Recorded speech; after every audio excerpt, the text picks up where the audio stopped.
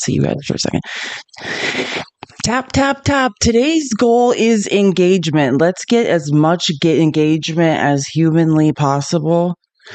If we can. I know Tuesdays, it seems like it's our lowest engagement and it's the most important content that we share. So the more people we can get in here to hear this important message, which believe me, today's is mind blowing. I always think, how can this get any crazier? And then every week while making the outlines and, doing the production for this show, oh, hold on one second. Mandy just sent me a message. I just want to make sure I'm not missing. Oh, cool. Mandy's in DC for a bunch of events as a creator. It's super cool. Sorry. Oh, she's here. She can tell you herself. Hey, girl. Hey. Sorry, I was been working on the outline. Will you tell everyone why you're in DC? Because it sounds cool. I just was scanning. Oh, so there's a creator holiday party tonight through a few of the marketing groups like Trending Up and Social Current. And I was hoping to land at one of the invites to this afternoon's holiday thing at the White House because, I've been invited to the White House before, but I did not snag one of those. So. That would have been so cool. Hey, we did not plan this, but we are kind of matching. Oh, I like that, red. Yeah. We're taking back red. No, exactly.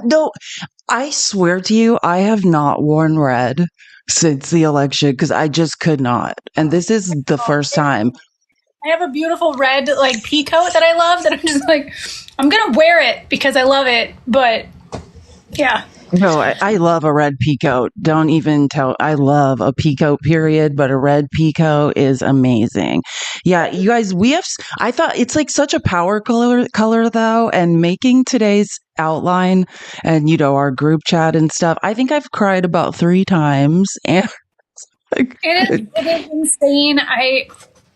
And the thing of it is there's this, I think there's this overwhelming feeling of what's the point sometimes because it feels like everything we're doing is just falling on deaf ears and they're doing whatever they want anyway. And, but I also know that's not true. And I know that the more we can tell people, especially people who live in these states who probably don't have this information so that they know, so that they can vote locally, they can fight back however they can. And, Trump now wants to start suing creators who, I'm at this point, I'm just going to talk facts and we're going to get the news out there so you guys know, because Yeah, and I just think, and I reported on this, not to go off on too much of a tangent, but yeah, we're just waiting for Dr. Dani. She comes from clinicals, she has an actual job saving lives. So we could talk about this briefly. I covered it a few months ago, but, the Republicans, through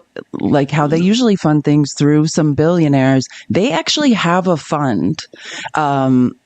Which is up to millions and millions of dollars to defend, basically the people who are working for Trump. If they are prosecuted, they now have a legal fund to defend them. And it's very much looking like the left needs to get one of those.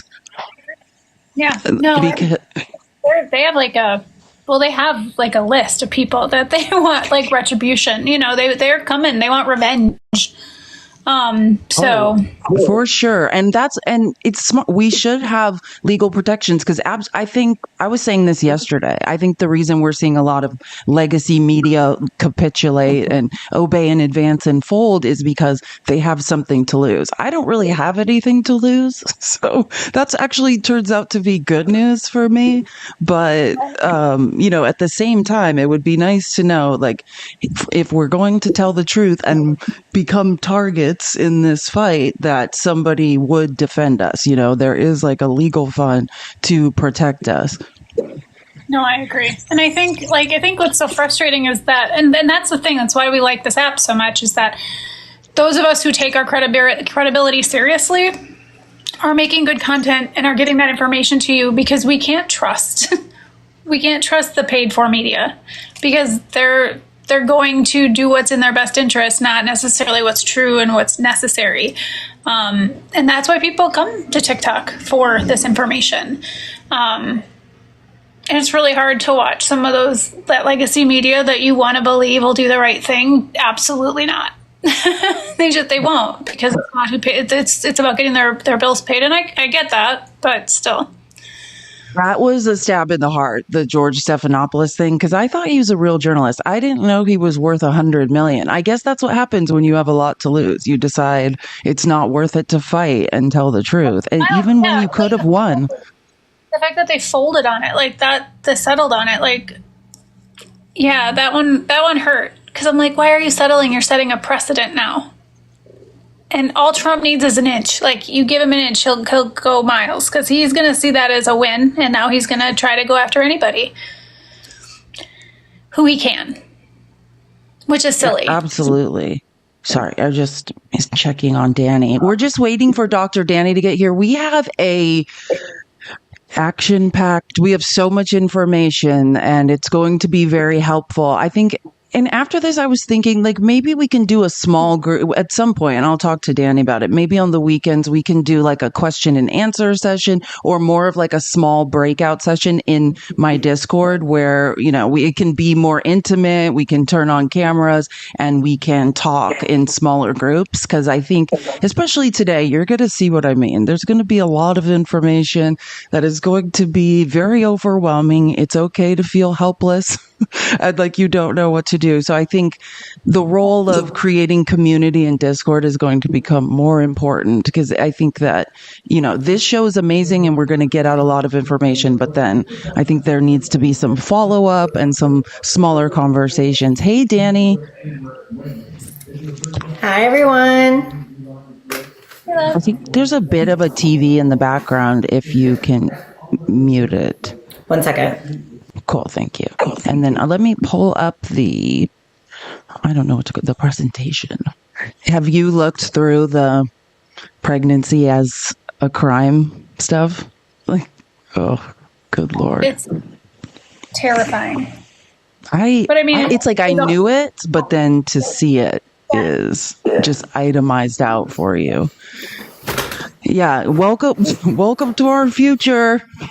I'm sorry. Or our current. Yeah, this is the last 2 years. This is the year after the Dobbs decision. So not our future. Welcome to reality. This is an actual study, is what we're looking at here. I need to put my hair back. It's a little wild. I have really curly hair and I straighten it sometimes, but even then. I feel you today. Oh yeah, you have really, well, you don't even straighten. I like chemically sometimes straighten it. Oh, I don't do that. I know. I need to. I'll like blow dry it like from dead wet, because you have like Felice, you have to start from like dead wet and like, and even after that you have to take the straightener. It's a full-time job. Both look stunning. Mine is still wet from my shower, so I'm just letting it air dry today. So again, really quick, I just want to say, if you're not in the Discord, there's going to be a lot of really useful and important information given out today. This is just a TikTok account, Felice Navidad Live. It's just my business account. Message that account to get a link to the Discord and join the Discord. And like I was talking about, we're going to start. We have a great group, Fee, Joanna, Kuduri, Chrissy. We're working together to create a community in the Discord, and hopefully soon we're going to start doing VCs, like small breakout groups, doing follow-ups specifically on this show for women who have questions or want to start doing grassroots community action. Like, when you see and hear this, if you are in one of these places, I'm sure you're going to be compelled to say, wow, what can we do about this? Something has to be done. And that's what we're going to be. Fee's in the chat right now. I would suggest, if anyone has any ideas about local grassroots or you have questions, definitely message her, reach out directly to her, Chrissy, Joanna, whoever. Okay. So we have a lot of information. So let's get this party started. So again, this is a study done on the first year after Dobbs. That's what we're looking at. It's called Pregnancy Justice. It came out in September 2024. Oopsies. I'm like, why can't I swipe? And I've highlighted some major things, Dani, and then I'll pull it up and then you can kind of go over it. We can go back to the executive summary if we want, but I'm just going to this shares preliminary results focused solely on charges brought and allegations made in the first year after Dobbs. If an investigation did not lead to charges, it is not included in the report. So, and then just to be clear what we're talking about, I thought this was a good, useful definition. Pregnancy criminalization occurs when the state wields a criminal law to render acts associated with a pregnancy, pregnancy loss, birth, and or associated healthcare, the subject of the criminal prosecution sought, essentially. So, here we go. So the pregnancy-related prosecution study and definition, and I know, Dani, I have your screenshots of what you were saying in our group chat to try to remind myself. I know you specifically wanted to focus on Alabama and your experience, you know, what is happening to women there. And I just want to be clear, because I thought this was interesting here at the bottom. These are allegations, not facts, right? Because how do you get this data? They're pulling it from investigations done, from police reports and things like that. So just be clear, no one's saying anyone actually committed these crimes. These are allegations, not facts. So the 3-year study seeks to document pregnancy-related prosecutions, right? And I said the criminal charges based on allegations related to a pregnancy loss, or birth. And then we were talking about femicide and how in other countries they impose extreme, there's elevated sentencing in other countries for crimes like femicide. Well, it seems like in this study, what they're saying is states are imposing harsher and or different penalties when and if a person is pregnant. And I think it's interesting. So someone, and I want to grab this because it just came up in the comments. So the most recent comment right there says, so if someone causing pregnancy loss that is not the mother, then what happens? And this is one of the things in our group text. I was like, someone remind me to bring up this case. This case is not included in this analysis because this analysis is only the 12 months following Dobbs, right? So it's like June 2022 to June 2023. And still there's 210 cases, which if anyone wants to do the quick math, that's just over 17 a month. 17 people a month being criminalized for their pregnancy outcome. The case that I like to highlight did not occur in this 12-month period, but it's the case of Marsha Jones out of Alabama. Alabama is the number one case criminalizing pregnancy right now. About half of the 210 cases, 104 out of this analysis came from Alabama. So half of the cases in criminalizing pregnancy came from Alabama. They are literally leading the country far and away. The Jones case came out of Alabama. Jones was walking out of like a Dollar General or a Dollar Tree, one of those stores, and she was pregnant. She got into a verbal altercation with another person. As she was leaving the store, another person began a verbal altercation with her. She said something back to them. They end up pulling out a pew-pew and they shot her. She lived. The fetus did not. The fetus died. She was charged.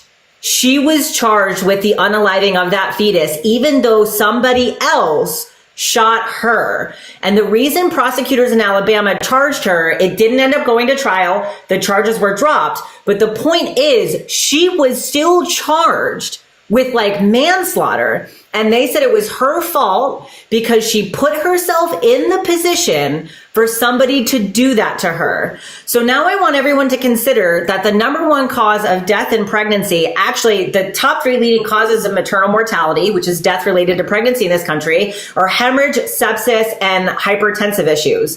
The number one cause of death in pregnancy is male partners unaliving their pregnant partner. That is the number one cause of death in pregnancy.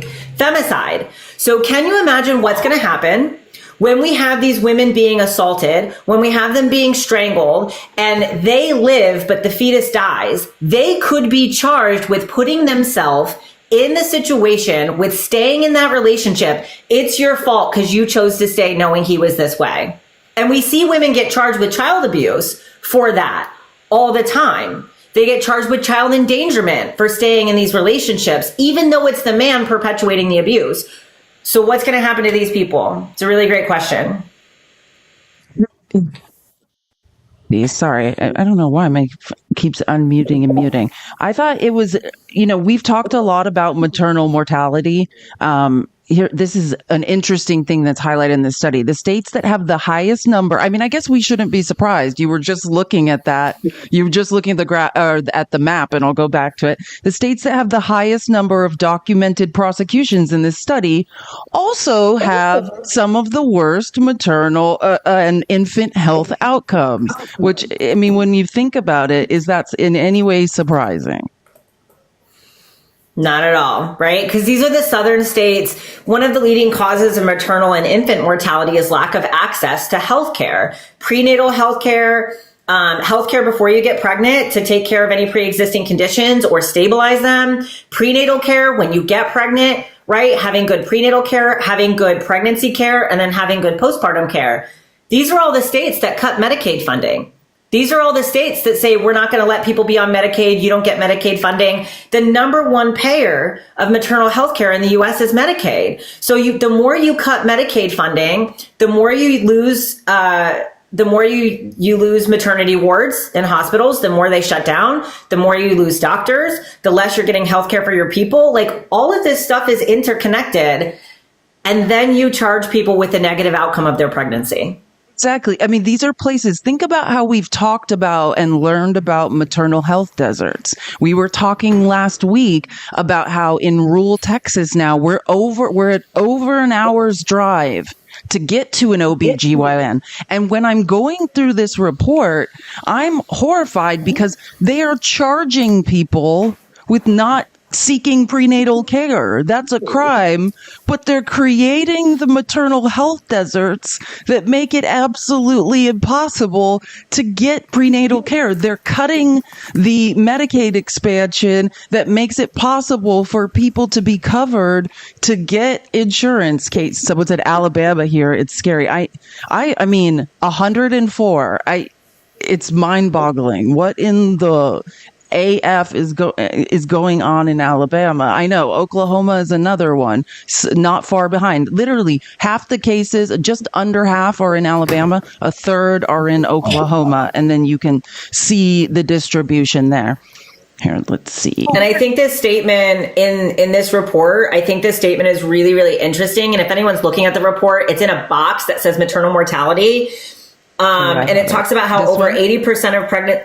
Yes, there you go. Over 80% of pregnancy-related deaths are preventable. Black women are 3 times more likely to die from a pregnancy-related cause. And then right at the bottom, it says, these states also rank among the lowest in healthcare quality, measured in births by cesarean surgery for low-risk pregnancies, preventative care use, prenatal and postpartum care, and mental health screening. Despite this reality, failure to access care is held up as a personal failure. And rather than invest in care, these states continue to invest in prosecution and punishment. And I've said this before. I just find it's crazy to me, like listening to everyone on Fox News glorify, say, oh, Brian Thompson, everyone should care about Brian Thompson. Like, which I do. No one's bodily autonomy should be violated. But when we take you through this report and you hear about these cases that women are being denied care to the point of unalive, of no longer being with us. Women do not enjoy bodily autonomy. Someone asked for a link to the Discord, or maybe a mod can get you on DG right now if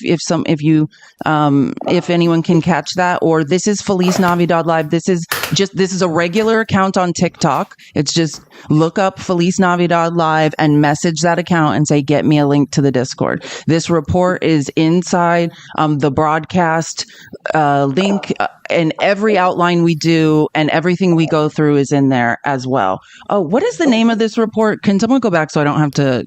So we can also direct people to just look it up individually. It is Pregnancy as a Crime, a preliminary report on the first year after Dobbs. So if you type in pregnancy as a crime, I think it should pop right up. Yeah, it's from September 2024, pregnancy as a crime. So yeah, we want to make sure everyone can see this report, and the bulk of it is just about 15 pages. They did a great job of highlighting what's important. And if you need to make a case to someone, because I can't, like I'm talking about, it's amazing to be the arguments going on Fox News about, hey, Daniel Penny, the man who unalived who choked a black man in a mental health crisis on a New York subway for 6 minutes, is a hero. And Brian Thompson is, the victim is a victim. But nobody is ever mentioning the fact that women don't have bodily autonomy, that they're being prosecuted disproportionately for being pregnant, that we have no rights. I mean, maybe I shouldn't be surprised. Maybe that's my fault. And this is, I thought this was mind blowing, and I thought it's a great way. I'm going to make this a little smaller so I can not block the chat. That this is so interesting, and the definition of why. So we're up here at the top where you see it says racial construction and protection of deserving victims.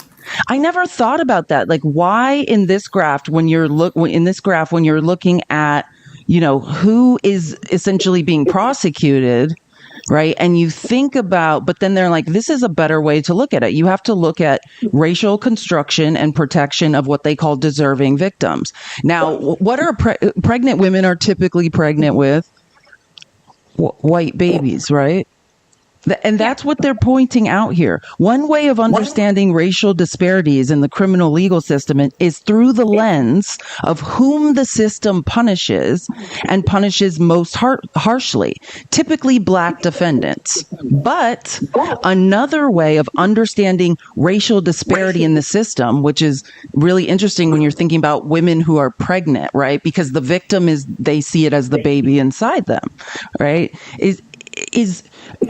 But another way of understanding racial disparity in the system is for whom the system punishes most harshly, which is data shows by and large is white victims. Thinking about the system's racism from this perspective sheds light on how to understand the prosecutions of poor white women, predominantly in the South, right, whose cases are represented here. Poor white women are pregnant predominantly with YT babies. And that is why you now see 143 of these cases, right? Do they want to save indigenous babies? Do they want to save black babies? No, the victim is the baby inside the stomach. Because I was looking at this and I was like, that's very interesting. But then I this is why I love intersectionality. When you look at it through that lens of, in the criminal justice system in America, if you victimize a white person, you are disproportionately punished more harshly. I think it's interesting too, like what we are charging these women with, because Alabama, in the case of Alabama, one of the reasons Alabama leads the country in prosecuting and criminalizing pregnancies is because Alabama does the bulk of their prosecuting under a law that's actually relatively new. It's only like a decade or 15 years old or something like that. And it is it's like chemical exposure, exposing a minor to chemicals, like chemical exposure of a minor, something like that. Chemical endangerment. I just flipped over to another note. Chemical endangerment of a child. So, and Mandy, you and I were talking about this kind of recently, is that there is a case in Alabama where a woman, and there's a couple cases that were actually kind of like this, and Mandy, you can talk about the other one that coincides with this, but there was a case in Alabama where a woman did not know she was pregnant, She had used marijuana before she knew she was pregnant. Alabama does not have marijuana legalized in any capacity, not medically, not recreationally, in no way. So she used marijuana before she knew she was pregnant. She then found out she was pregnant. Then she had a miscarriage. At the hospital where she had the miscarriage, they drug tested her and she came out positive for marijuana. They arrested her for chemical endangerment of a minor. She used it before she even knew she was pregnant. It had nothing to do with her miscarriage. At a bare minimum, you couldn't prove that marijuana that she used before she knew she was pregnant caused a miscarriage. Lots and lots and lots of people have used marijuana while they were pregnant. I'm not condoning it, but I'm saying it doesn't cause miscarriages. So in that case, in Alabama, in any case where you're charged with chemical endangerment of a child, you have to go to jail, and you are held in jail under that charge until you can get into a drug treatment program. In order to get into a drug treatment program, you have to have a chemical dependency evaluation. I used to do chemical dependency evaluations. I used to teach ASAM criteria, which is the American Society of Addiction Medicine, to providers. You have to have a chemical dependency evaluation. That chemical dependency evaluation will recommend a level of care. Inpatient level of care is the highest level of care. They will not let you out of jail until you get into an inpatient level of care. If you don't qualify, you can't get into that level of care. So these women are literally sitting in jail indefinitely because they don't qualify for care per providers, but the state won't let them out until they can get into a treatment program. So they have to convince a treatment program somewhere to take them and to take a spot from somebody who actually needs it, which treatment programs don't want to do because they're usually on waiting lists anyway. So like, this is what we're putting people in jail for using marijuana before they know they're pregnant, and then they can't get out of jail until they go to a chemical dependency program for 30 days that they don't even need to go to. Well, and just to piggyback off that one, because I remember a similar case in Alabama last year too, where she was still, this wasn't the one with the miscarriage, but she ended up in the hospital or the ER for something, and she was still pregnant, and they still put her in jail.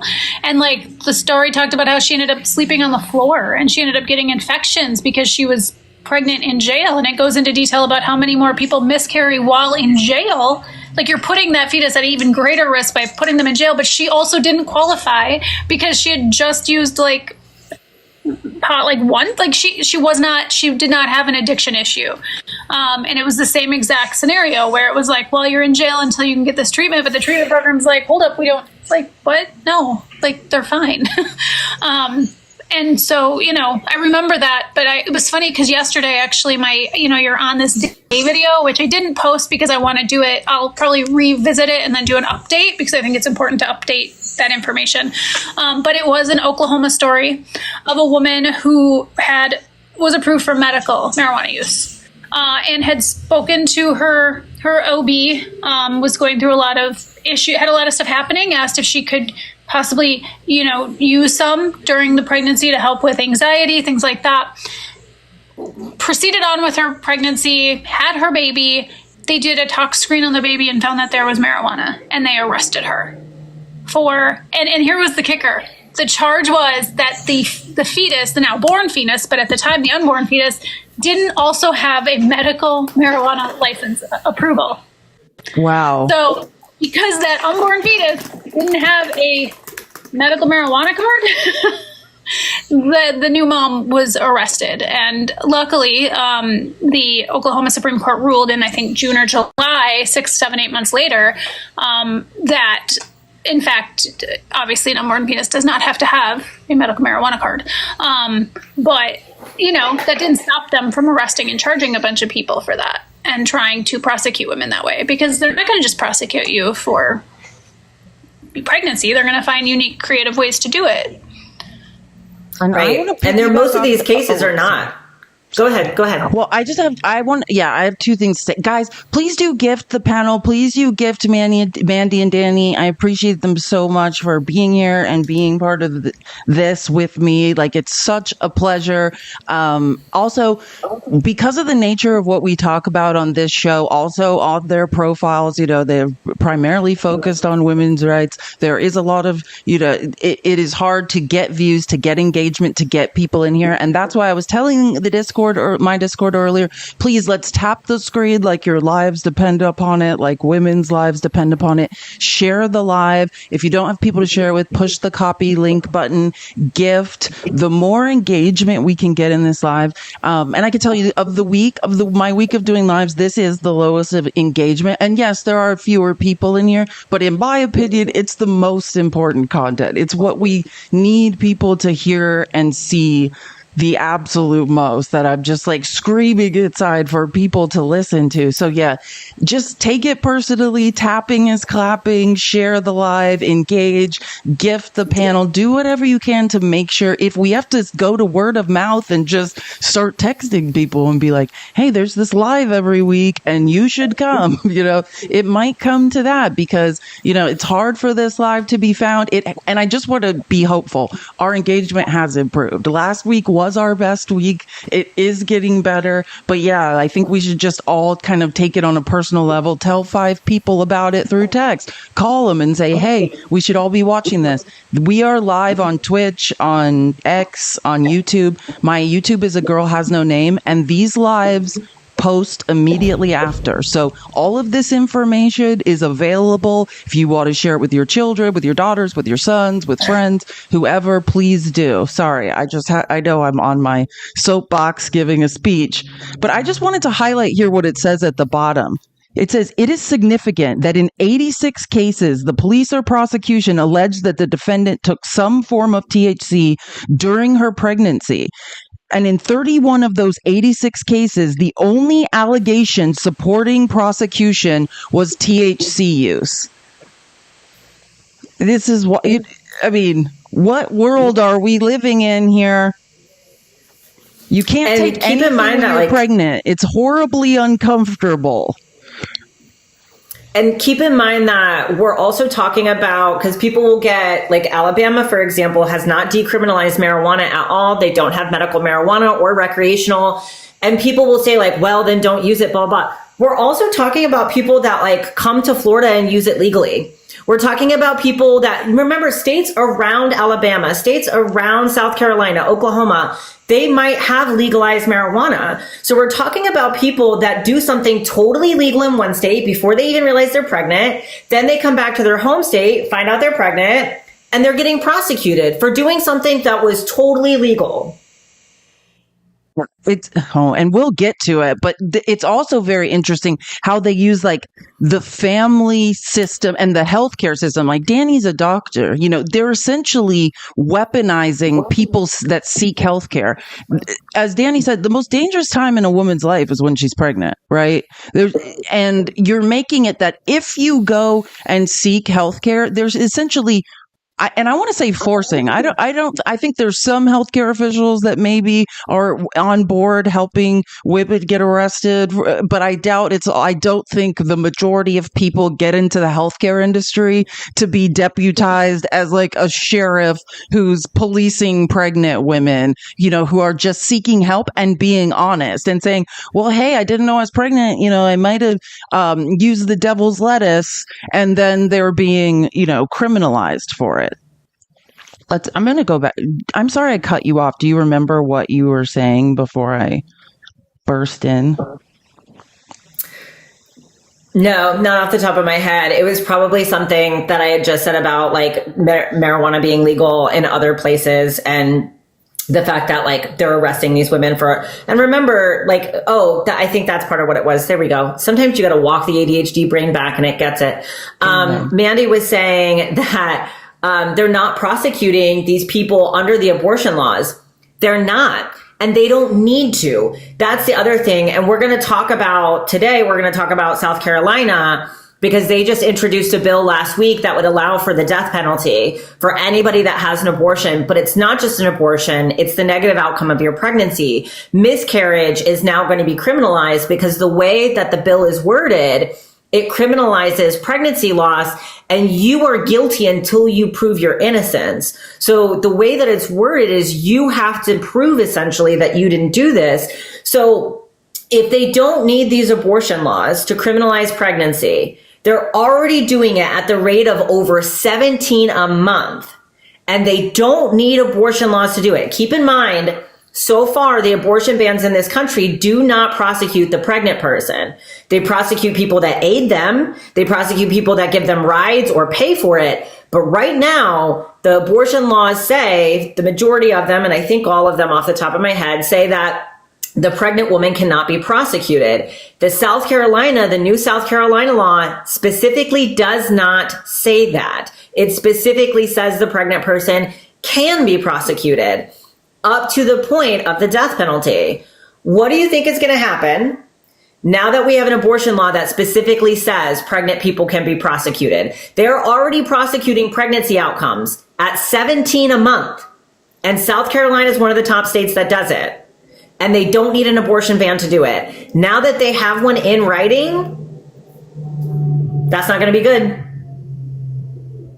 Right. And keep in mind, the reason they would, and you guys know this, but those watching, like, they used the not prosecuting pregnant women as their sort of as a selling point on these laws. Like, that was always the caveat. Like, oh, we have exceptions. We're not going to I'm sorry, I'm in a hotel. You're hearing all the noise outside. We're not going to prosecute women. We just want to make sure doctors aren't performing these. We just want to make sure, they're not. It was always, we're never going to come after the pregnant person. That's barbaric. And it took all of a year because this is a reintroduction of this bill, obviously, so like it took less than a year for them to be like, actually, you know what, let's put this down on paper. Let's do this. And it gets us back to fetal personhood and why that is so insidious and why it literally is saying this unborn fetus now has all the rights and legal protections as the person carrying the pregnancy. And that's what they want. That's their end goal, right? Is to get that fetal personhood and be able to establish that is a person from not conception, but not from implantation, which is when you'll actually, Dani can say this better than me, where you'll actually have the chance of a fetus. No, fertilization. And it's like a third of all fertilized eggs will pass with your period. I'm really sorry about the siren, guys. It's the city. It's just being in the city. It's New York. So it's like, I can't really hide from it. But yeah, so I had made a video about South Carolina and I said, don't get your period don't get your period because that you could be charged with homicide. Because essentially, like, how long does it take before they're like, well, let's inspect your periods? Is there a fertilized egg? I know that that's not going to happen. I realize that's extreme, but that is how extreme these laws are. No, it's not, because we were talking about, the Ohio case, which is one of these cases. Like, I was looking at, they have that one Ohio case, which I think one of the charges was like desecration of a corpse.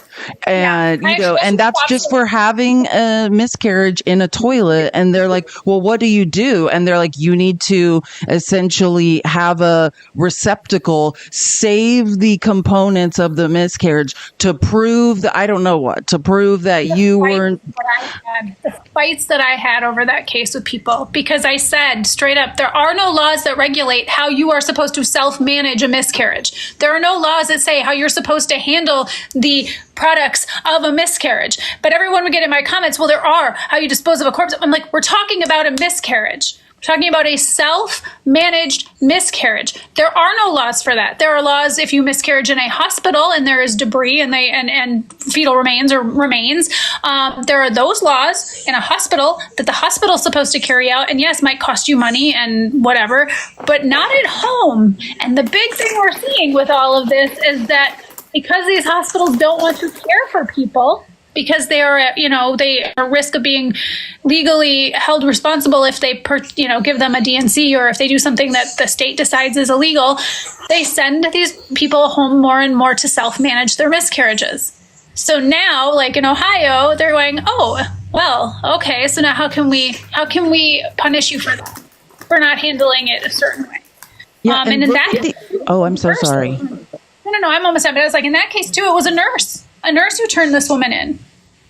Like, oh, they exist. They sent her home 2 or 3 times. She self-manages her miscarriage, and then the nurse turns her in. Like, exactly. Think about that. Like, we always talk about Nevaeh Crane, the pro-life. Like, yeah, no, a baby should die. Like, I'm pro-life too. They sent her away to 3 hospitals before she unalived. And the third, a blonde-haired, blue-eyed, pro-life teenager in Texas that was like, oh, these laws are good. It's to protect babies. It's like, how many times do you get sent away before you try to handle it yourself or accidentally handle it yourself because you're unaliving, and then you get turned in by one of the nurses, that wouldn't help you. Like, the irony is not lost upon me. I just want to highlight this because, again, this is how we're getting, again, these are allegations, right? That's the only way we can track this stuff, from allegations.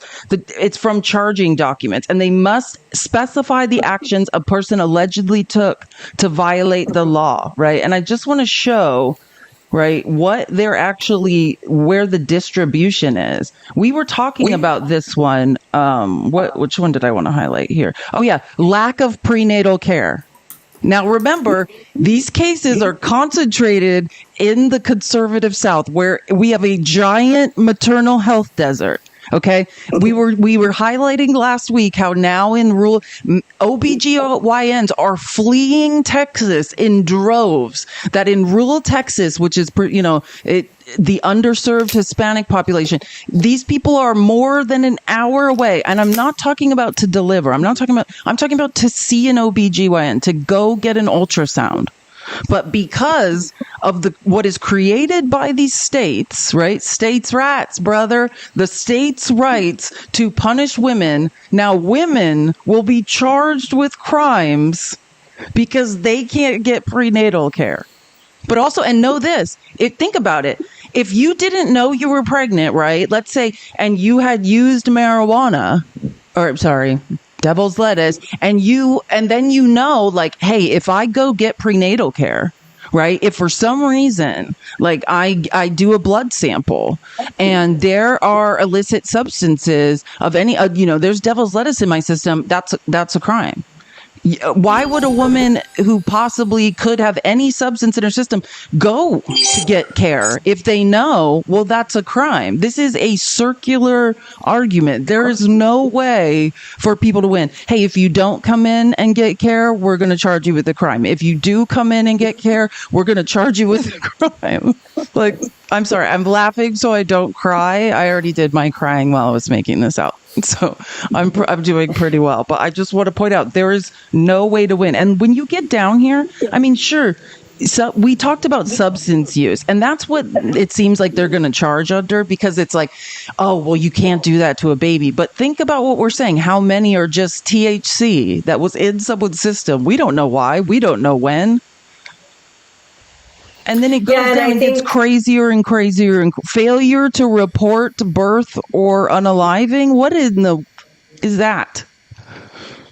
And sorry. three cases on, if you go down, it says improper treatment of fetal remains.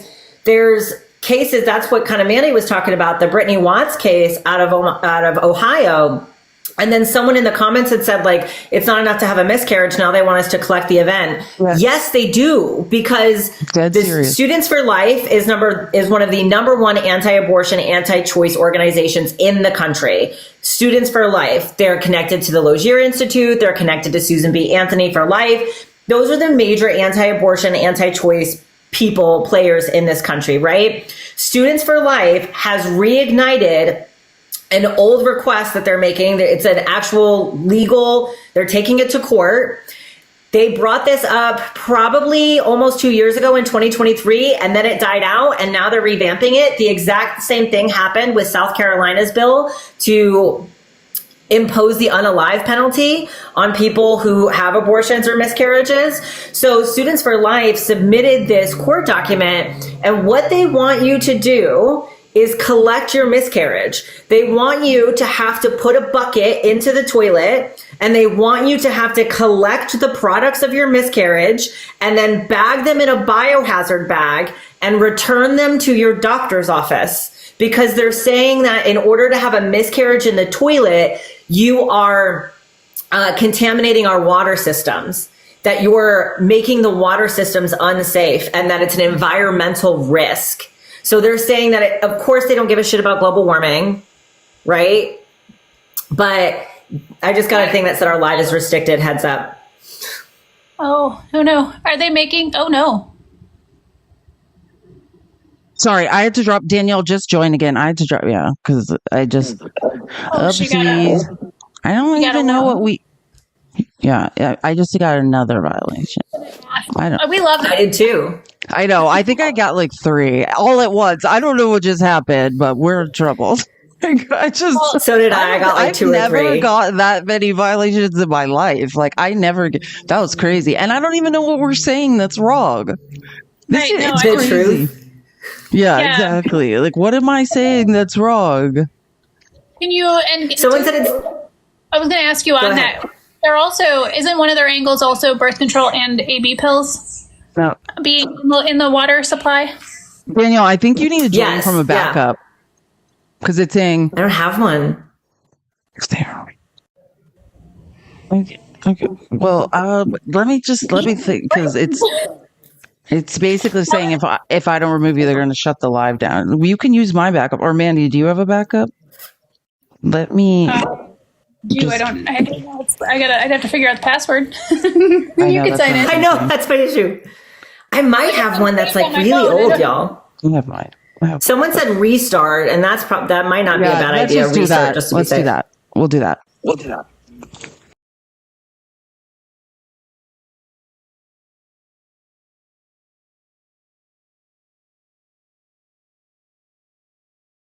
يطلع. مين يضيف يتابع سريع يطلع لعندي. يلا اخواني، مين يضيف يتابع سريع يطلع لعندي سريع. نسحب اسماء جديدة. تعال يا الغربة، تعال اخوي، تعال خذ لك احلى الاضافات. تعال خذ اضافات حلوة يا الغربة. يلا حبيبي، حط قبول سريع بس. يلا اخواتي، عندي 5 جستات. الغربة اسرع واحد يضيف راح اعطيه 500. اسرع واحد يضيف. ومين اسرع واحد؟ مين اسرع اسم يضيف يطلع. يلا اخوي، خليك سريع مشان تاخذ لك 500 متابع. 500 عم نعطي 500 للجست. تابع سريع واطلع سريع. 500 متابع.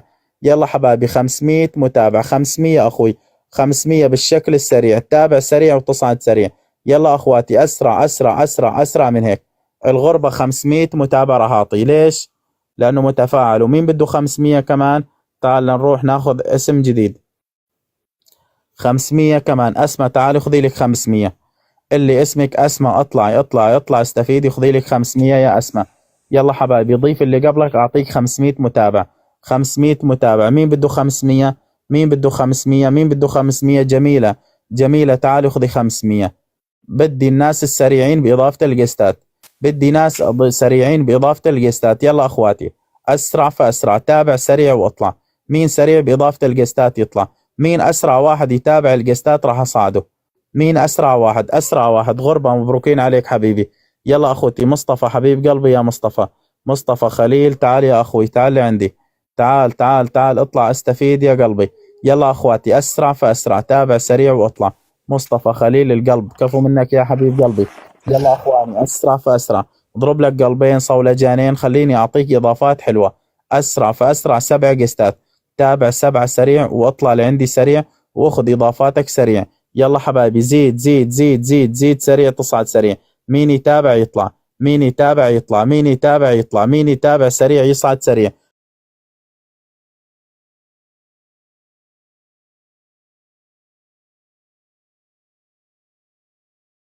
don't even remember what I called it, and if I do, I don't think I can remember what the password would be. Well, see, mine's all saved in my phone to log in automatically, because I use my backup as my TikTok shop video one. So I use it all the time. It's got plenty of followers to go live. I just don't ever log in and out of it. So I don't know. Right. I just do the automatic switch account thing. I'm doing. So we'll have to be really careful about what words we're saying and what words we leave out. We're saying because I don't know. I've accidentally said the M word. Well, yeah. Let's just try to be careful. I think that's best. But do you remember what you were saying, or should we start again from another point? We were talking about now we have to really think about it, y'all. Now we were talking about if people have a pregnancy loss, they have to collect all the products of that pregnancy loss and return it to their doctor's office. You're going to have to put a bucket, what we call a hat. If you've ever worked in medical, it's called a hat. And it's if you've ever gone pee in an emergency room, you've caught your pee in a hat usually. And it's just a little bucket that they slide underneath the toilet to catch usually your pee or your poo that we need to catch and test. But now you're going to be collecting products of that pregnancy, and you're going to have to put it in a biohazard bag and return all of that to your doctor's office. And Mandy's right. Mandy had said, they're essentially saying the chemicals from the pill, one of their arguments is chemicals from the pill end up in our water system. Y'all, You pee out most of the medication you take. You pee it out. So if we're concerned about medication from that you take in your system ending up in our water source, how do you think it comes out of your system anyway? It comes out. So like, it's not a realistic threat. Yeah. Oh, yeah. Of course not. It doesn't make any sense. Look, yeah, like you said, we have 3 for improper treatment of fetal remains. Any mention of an AB procedure or attempt to end pregnancy. So again, that comes from, like I said, this is not like the police department is doing an investigation and catching these people. It is that they are using the healthcare system to essentially entrap pregnant women, right? You need care. You make the mistake about being honest, right? You tell the truth. Next thing you know, you've been entrapped and you are going to be arrested. Be careful with Non-compliance with treatment. Does someone want to tell me what that means? Like, this is so non-compliance with treatment. So first of all, don't love that wording at all. So that's not a patient first wording. Like, as providers, we shouldn't be saying my patient is non-compliant. They're not like on probation or parole or something like that. People have their own bodily autonomy. They have their own free will. People get to decide what medical care, what medications they want and what medications they don't want. So the idea that someone's like non-compliant places the provider in a position where we're like being patronizing and paternal, right? It's patriarchy's way of practicing medicine. If I recommend something and the patient doesn't want to do it, then the patient just doesn't want to do it. They're not non-compliant. They don't agree with the treatment or they don't want it for their own reasons. Everyone's got their own reasons. But non-compliance with treatment can be, you're supposed to be on a high blood pressure medication and you're not taking your medication. And because you didn't take your medication, you had a negative outcome to your pregnancy. Or you have diabetes and you're supposed to be managing your diabetes. I don't know if anybody noticed, but it's very expensive to manage diabetes in this country. So maybe you're not managing your diabetes well, and that exacerbated you having a negative outcome to your pregnancy. You could be charged with non-compliant with treatment for that. And Felice mentioned any mention of an AB procedure or attempt to end a pregnancy. That had 2 prosecutions. Directly under that was just researching or exploring the possibility of that procedure. And that had more prosecutions. That had 3. So even if you just researched or explored it, you didn't do it, still could be prosecuted. I was going there next. It's a thought crime.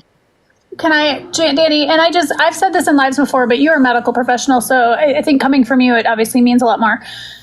When you go in, if you've taken AB medication, and let's say you've taken it orally, do you need to disclose that if you're bleeding? No, I would never, under any circumstances, would I ever disclose that. Because there is everyone to hear her.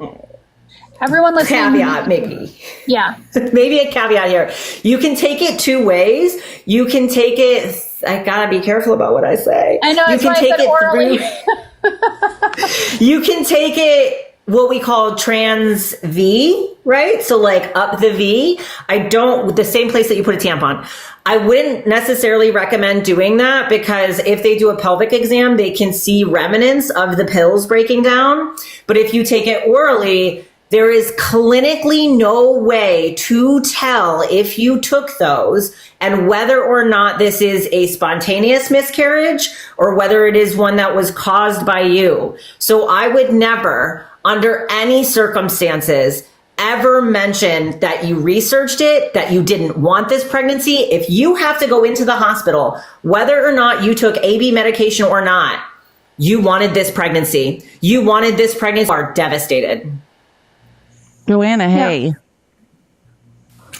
Hey, just wanted to say thank you guys for all this phenomenal information. Like, there are so many cases of this foolishness. I want to say the other F word, but I don't want to get the live restricted again. That are going on. Like, we had one here in Arkansas. A girl and her boyfriend were in a hotel room. She had a miscarriage in the toilet. it wouldn't flush, flooded the room. The hotel called the police. The police arrested her and the boyfriend for unlawful disposal of a CORPSE. Like, it's insane. It's absolutely insane. But in addition to that, I also wanted to say, everybody that's participating in our broadcast today, please tap the screen. We already got the live restricted. We need to get this out on the FYP. We need to make sure that we're showing as much engagement as possible so that they don't, I hate restricting my language, so that they don't do it again. We need to be active participants in the chat. Make sure that you're commenting. Make sure that you're tapping. Make sure that your yapping fingers are tapping fingers, like I always say. Make sure that you're gifting Dr. Dani and the amazing Mandy for being here. Make sure that you're, Felice, reset your live goal. Make sure that you're doing all the things. If you want to link to the Discord so that you can get the outline and that you can see where the sources are for all this phenomenal information so that you can share it out with other people, because everybody needs to know this shit in real life. Message Felice Navidad Live. If you don't have a private page, you can put it in the chat. Me or one of the other mods will get you a link to it, because everybody needs to know this information. Once again, love you guys. Everybody in the chat, keep tapping, keep sharing, keep gifting, keep liking. Appreciate you being here. Thanks, Joanna. Let's get to 50K as fast as possible. Tap the screen. It is so important. Yeah, I there's one more I wanted to point out. Yeah, failure to report. Right. Breastfed infant despite risk of harm. Right. So again, be clear about what that means. That means you have a baby, and decided to feed it. Right. By the way, I love that one. What? Yeah, go ahead. Go ahead. Go ahead, please. I would rather you explain it. Go ahead. I love that one because this is what I always think about. And like, hopefully people remember this and I'm not just pulling something out of my butt, but do y'all remember years and years ago, right? Like, I think I was still in college. The Kardashians were big on TV. Keeping Up the Kardashians was still on E! Kourtney Kardashian had just had her first baby. She said that she was pregnant on the show or whatever. There's an episode, you can go back and you can find it, where Kourtney's talking about pump and dump. She's talking about how she's going out they're in a hotel. It might be in like Kourtney and Khloe Take Miami, like one of whatever the spinoffs. They had like 5 spinoffs, but it might be in one of those. They're in like a really nice bougie hotel room in like Miami. And Kourtney goes out and she's talking about doing these testing strips to see if there's alcohol in her breast milk, right? To see if she can feed the baby her breast milk. And she's pumping and dumping, right? That's what people are being arrested for. That is like, she had this on national TV where you could see like bottles of breast milk lined up and she was dipping strips. They sell strips so you can test your breast milk for alcohol afterwards and stuff like that. And we can talk about someday whether or not you need to do that and how much it stays in or whatever. But these are the Kardashians making millions and millions, billions at this point of dollars. And they had it on TV. And this is what women are being arrested for in the South. They're being arrested for like going out and drinking. And then they come home and they breastfeed and there's alcohol in their breast milk. Or they're getting arrested for like going out and using the lettuce. And then they come home and they don't realize it's still in their breast milk. Like, this is what, and they put this on national TV for these rich women. Exactly. What are the examples I was going to give? Are you guys under the impression that affluent women, that rich women are not drinking while pregnant and also breastfeeding? It is not a crime. Like, this is wild to say. Like, it's not that you're not allowed. Yeah, that's a great example. And I remember exactly what you were talking about. Yeah. So wait, there's another one. Failure to seek help during or after birth. How, are you always capable of seeking help during or after birth? Like, I mean, or do you know what I'm saying? What in the world does that mean? Well, so you're giving birth and should walk to the hospital? Yeah. Like, it's super subjective. What exactly is seeking? Like what do you qualify as seeking help? Is it calling a nurse line just to ask if you should get care? Is it following whatever your prior instructions were from your doctor and it just happened to not be enough. Like, I don't understand, like, to decide who, and it's not the doctors who will be allowed to make those decisions on what is seeking help. These will be the lawyers and the legislators. Like, they're the ones who are deciding what is enough and what isn't. And if you're just joining, I saw someone in the chat, just really quick, if you're just joining, our live has already been taken down once. Dr. Dani got several violations. I think I got like 4 or 5 at one time. We're just essentially going through a factual study that it was released recently in 2024 it's called Pregnancy as a Crime. We are talking about women being criminalized for the crime of being pregnant and how they are being prosecuted. That's what's going on. This live has been taken down once. Please tap the screen. Remind TikTok that we love TikTok Shop. Protect the live. Please gift our panel. It is so great that they are here to share this information. Apparently, it is very hard to tell the truth about what is going on with women in America. Sorry, go ahead, Dani. The one right underneath that too, I think is interesting because that's the one that we just talked about. Right above that, it says dangerous situation or endangered pregnancy due to location. That's like what we talked about for the Marsha Jones case out of Alabama, where someone pew-pewed her outside of a Dollar General and she got charged with the fact that her fetus ended because they said she put herself in a dangerous situation. She shouldn't have engaged in a verbal altercation with the person who then later pulled out a grocery store. Because she walked out of a grocery store. How dare pregnant women go out in public? How dare pregnant women leave the confines of their bedroom? Like, and the thing is, someone could be like, well, they just need to stay home. It's not safe at home. That's one of the most dangerous places to be when you're pregnant, is home with that partner that isn't safe. Like, and then they'll just blame you for being in that relationship. You cannot win. Sorry, I'm getting worked. There was also, no, it's true. There was a case, y'all, this could be putting yourself in a dangerous situation. There was a case in 2019. The last name was Jorgensen, and I don't remember where it was. It was actually out of the Northeast. She was charged because she got in a car accident and she wasn't wearing her seatbelt. She wasn't wearing her seatbelt. That applies to putting yourself and the fetus in a dangerous situation. A woman in Alabama got charged because she was in a domestic violence situation and her partner had a substance issue. I'm trying to be really careful with my language, y'all. Had a substance issue. She was charged for staying and living in that house while pregnant. She was charged with endangering her fetus because of what her male partner did, because of his behavior. Like, that's what Felice is talking about and what Mandy was talking about when it's like, you will be charged for putting yourself in a dangerous situation. Well, and one of the worst things that could happen that would escalate all of these and make these happen so much more is fetal personhood.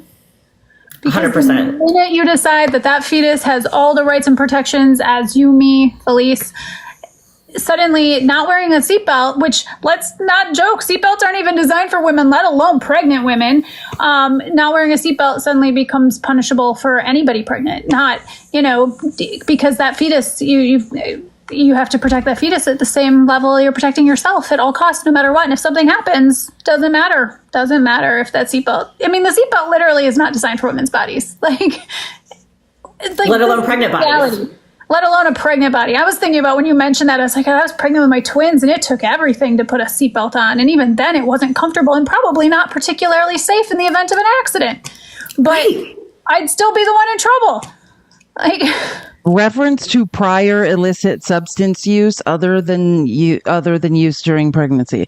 Again, this is not the police doing investigations. This is pregnant women go to the doctor, are honest, and because of that honesty, right, this is what a police state is like. The healthcare system is actually acting as an arm of the police to entrap pregnant women to punish them.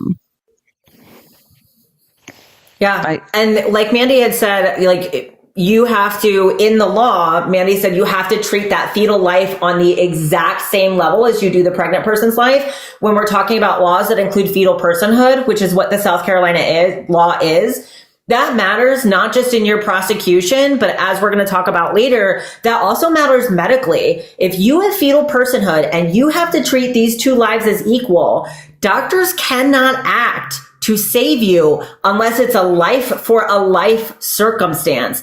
And that's how we had all these cases out of Texas and Alabama or Georgia, Texas and Georgia, of people being unalived. Because when you put these two lives on an equal threshold, doctors they can't act if your kidneys are failing. If your kidneys are failing, when you're done being pregnant, they'll just put you on dialysis. That's not going to unalive you right now. Oh, you have heart failure? Are you actively, imminently going to unalive? If you're not, then the life of the fetus takes priority because it's a life for a life situation. So they will not be able to act unless your unaliving is imminent, because now you're on equal playing field.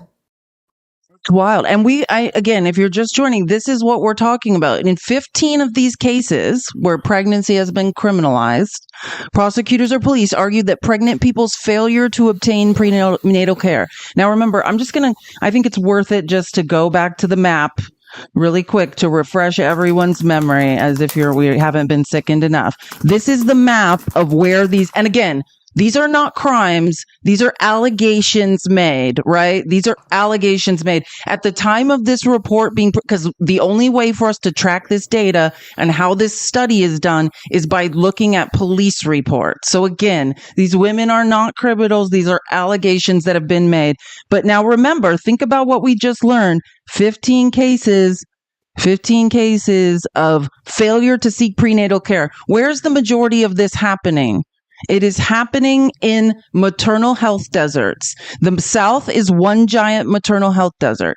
All we've been talking about last week is in rural Texas, how it is now well over an hour drive, not just to deliver your baby at a hospital, to see an OBGYN, to get an ultrasound, to go on record and get medical care saying, I think I'm pregnant. It's over an hour's drive. Do you have access to a car? I was having this conversation on Monday morning, how they're like, we're going to make America great again, which is ridiculous. America's never been great. And, but what would that mean? And that's why I was having the argument about infrastructure. In the developed world, we're the only country without a high-speed light rail. Basically, they're saying, hey, if you're in a rural area like the South, that's already a maternal health desert, OBGYNs are fleeing in droves, and you don't have the upward mobility to have access to a vehicle, there's no transport system for you. How are you supposed to seek care? Right? So you're committing a crime by not being rich, by not having enough money to afford a car so you could get to a doctor, which is hours away, to seek care.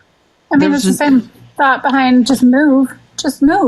Like, I live in the middle of nowhere, Wisconsin. It's 45 minutes to an hour to get to a hospital. So I always planned for that, but I had the privilege to be able to have a vehicle that I trusted and be able to do that. But if I didn't, the next logic of the right would be, well, move closer to a city that's, if I can't afford a car, what gives you the impression I can afford to move? Yeah, the last time I moved, and I mean a few miles, I think it was $7,000. You know what I mean? It was $6,000. Nobody can afford to move. And that was the cheapest move with my family helping me move. And it's not, and let's be real, and I think it's on the list today, or at least it will be for our next one.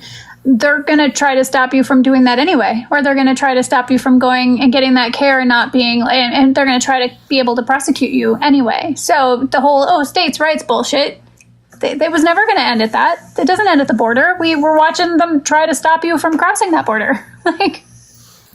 And we can talk about the maternal health deserts. I gave the example last week, or maybe it was the week before. I'm in a rural area where I'm at right now. We are very, very short on providers. We are exceedingly short on providers. I'm a clinical sexologist. I'm the only one within 7 hours of me. So the only thing I do is sexual healthcare. I should probably be careful about saying that too. But I do I don't do pregnancy care, anything like that, right? In order to get in to see an OBGYN when you were pregnant right now in this area, most of them, I don't know of a single OB that will see you before 12 weeks of pregnancy.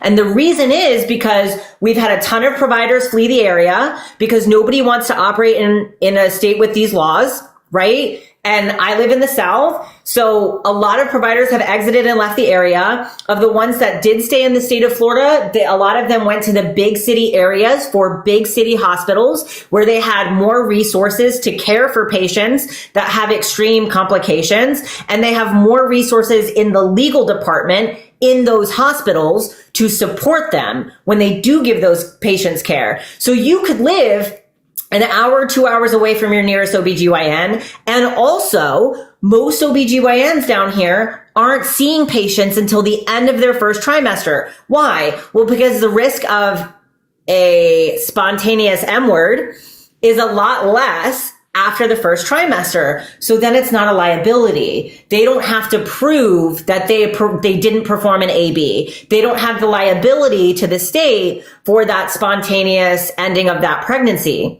Right? So they won't see you until you're past the 12-week mark because then the risk is over. So you're going to get prosecuted for not getting prenatal care? And also keep in mind, these are the states, I just had to bring the map up again, where these problems are concentrated. These are the states that refused Medicare expansion, right? Biden gave so many more people access to health care through federal Medicaid expansion. And these are the states that are refusing it. So again, not only is it a distance issue, you can't even come for the first 12 weeks issue because that makes the doctors liable. It's also no one has insurance in this country issue. It's not like we all have universal health care and there's no reason not to go to a doctor. What if you don't have money for the trip there, let alone to pay for it once you get there? And there are multiple reports. The Commonwealth Fund has done a report. Planned Parenthood, I believe, did a report. Multiple reports have shown, big surprise, the U.S. is the absolute worst when it comes to maternal mortality. Absolutely no surprise. Multiple reports show that the United States is absolutely dead last when it comes to prenatal care. We have the worst, absolute worst prenatal care of any developed nation. Facts. I read so many studies recently on that too. I mean, it is indisputable. In the developed world, I mean, it makes no sense. We spend more on healthcare, and that's another thing we could talk about, right? That just goes back to, we spend more on healthcare than other countries and have worse outcomes, right? That has to do with universal healthcares use a preventative care model. And we see that the increases in preterm births, in infant mortality, in maternal mortality. Oh, you wanted to talk about maternal morbidity, Dani. You told me to remind you. Yeah, you told me to remind you about that.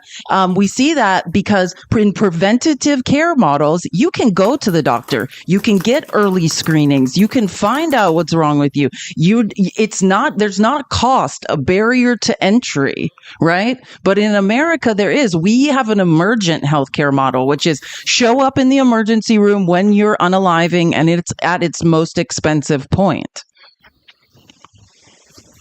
And you guys have heard us talk about maternal mortality, which is the unaliving of a pregnant person. And the World Health Organization in the US generally measures that within 42 days postpartum, because that's 6 weeks postpartum, right? So maternal morbidity is considered any health condition that is caused or made worse by the pregnancy and impacts the person's well-being, right? So Yenny Alvarez is a great example. She was one of, if not the first person to pass away after the passing of Texas SB 8. That was in 2021. She had a lung condition. She had a lung condition that made it very dangerous for her to be pregnant. She unalived due to that lung condition because the pregnancy exacerbated the pre-existing health condition so much that she literally drowned in her own fluid. That's what happened. She drowned in the fluid that gathered on her lungs. She drowned. Like, That's horrible. That's maternal mortality caused by maternal morbidity. So if you have a health condition, diabetes is a great example. Gestational diabetes is a great example. Maybe you didn't have diabetes before you got pregnant, but now you have gestational diabetes, right? This is how uneducated the right is. There was a man in the comments that said, well, you just need to tell these women to go to the gym. As if that's what the cause of these unalivings are, right? That's insane to me. So you can have a health issue that is caused by the pregnancy. The US has the highest rate of maternal mortality. We also have the highest rate of maternal morbidity. And these morbidity issues, right, these health issues continue after the pregnancy. So not always, but often. So that's often what we tell people when we talk about these complications. And we've talked about sepsis on here many, many times. You can have long-term, serious, for the rest of your life health complications. Your heart can be weakened. You can have cardiomyopathy. And Mandy, I think you and I have talked about that before. I have a congenital heart defect. Yeah, I had postpartum cardiomyopathy. So postpartum cardiomyopathy is something that we do not track very well in this country because, again, we have horrible postpartum care. Lots of women have postpartum cardiomyopathy and don't even know it until they have a serious health event, and then it gets diagnosed when we should have been monitoring this all along. Mine was likely caused I likely had it my first pregnancy, and it was mild enough they didn't catch it. My second pregnancy, I had an EF of 19. Like, I was dying. When they got me in, the fluid in my lungs, the fluid around my heart, they're like, you might not have gotten through the weekend. You might have had too much fluid in your lungs by then or whatever. More or less, I was going to suffocate because I couldn't breathe. But mine was severe with my twins, but they didn't catch it after my first because nobody thought to check for it after my first. And I remember I had symptoms, but they were so mild. I thought, oh, I'm just overweight, because everyone just tells you you're just overweight. Just had a baby. You're overweight. Your ankles aren't puffy. You're just overweight. No, my ankles were swelling. I was retaining fluid. I just didn't know it because I was 25 and I was told I was just too heavy. But yeah. So. Oh, like that gentleman in the comments. Like, no one will ever accuse Maggie of going out and educating themselves on any issue.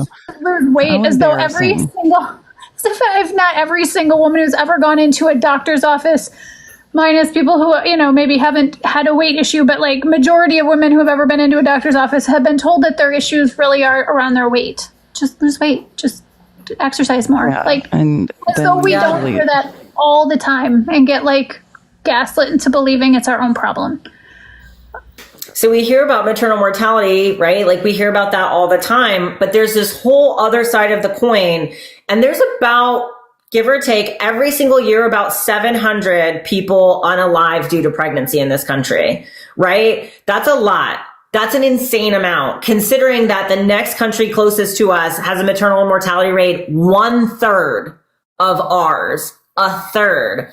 So that's just the people that unalive. We don't often talk about maternal morbidity, which are the people that have long-term lasting health complications as a result of their pregnancy.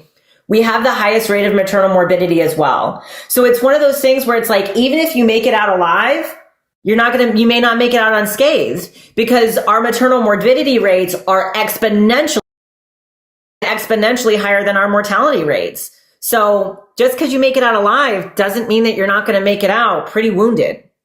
Guys, please gift our Get panel. Please gift Dr. Dani. Please gift Mandy. This is really important. This is the most important live I do every week. And we get the least engagement, the least people in here, the least amount of gifts. So let's make a concerted effort to support our guests, to tap the screen, to share the live. It is so, so important that we educate people in America on what is going on. Like, this is the reality. This is the reality of our broken healthcare system. This is the reality of, like people are talking about United Healthcare. This is the actual data. When we talk about, hey, America is not great, right? Well, America's not great. Not for women. It's unsafe here to try to have a baby. And I want to talk about, because I find this particularly horrifying, prosecuting unrealized risk, which it's like, what does that mean? But the point is on these cases, right, we had we're looking at 220 cases in this study. And again, if you're just joining, this is a study that looked at the year after the Dobbs decision and pregnancy as a crime, prosecuting women in the United States for the crime of being pregnant and how it is being, and looking at how it is being done, right? So of the lack of, there's literally a lack of harm requirement, because you would say like, oh, you're prosecuting for someone for being pregnant, and then you're making this argument of fetal personhood. So they must have harmed the fetus, right? Like that would be a natural line of logic. The fetus must have been harmed, because that's what you said. You said the fetus is a person. If a person harms another person, it's a crime. No, that's not what's going on. They overwhelmingly charge pregnant people with offenses that allow them to obtain convictions without having to prove that the pregnant person actually harmed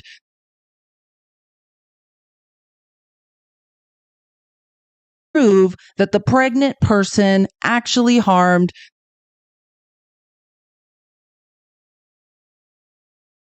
prove that the pregnant person actually harmed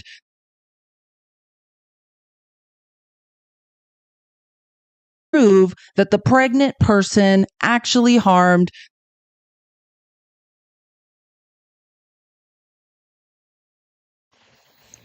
And our rate, like we talk about, someone said pregnancy is really really difficult, really dangerous for women in America, for people in America. It's extremely dangerous. And something I like to remind people is being pregnant in the US, particularly being pregnant and Black in the US, is more dangerous than being a police officer. It has a higher mortality rate than being a police officer. It has a higher mortality rate than being a fireman. It has a higher mortality rate than being an active duty service member. Like, so when you want to hear men talk about how, oh, men do the dangerous jobs, not unless you're getting pregnant out there, guys. Not unless you're out there getting pregnant, because it's more dangerous to be pregnant than it is to do a lot of the jobs that they whine about. Amen. And I was talking about, well, I guess I should say crying about it, because I was, there's an article, actually, let me just pull it up real quick. I did take a screenshot, and I think it's worth just pulling it up really quick. But there was an article, and it's in today's outline under the article section, and you can read it yourself, and it is quite disturbing. Here it is. Hold on. It is called Why Black Women Are Told to Speak Up During and After Childbirth.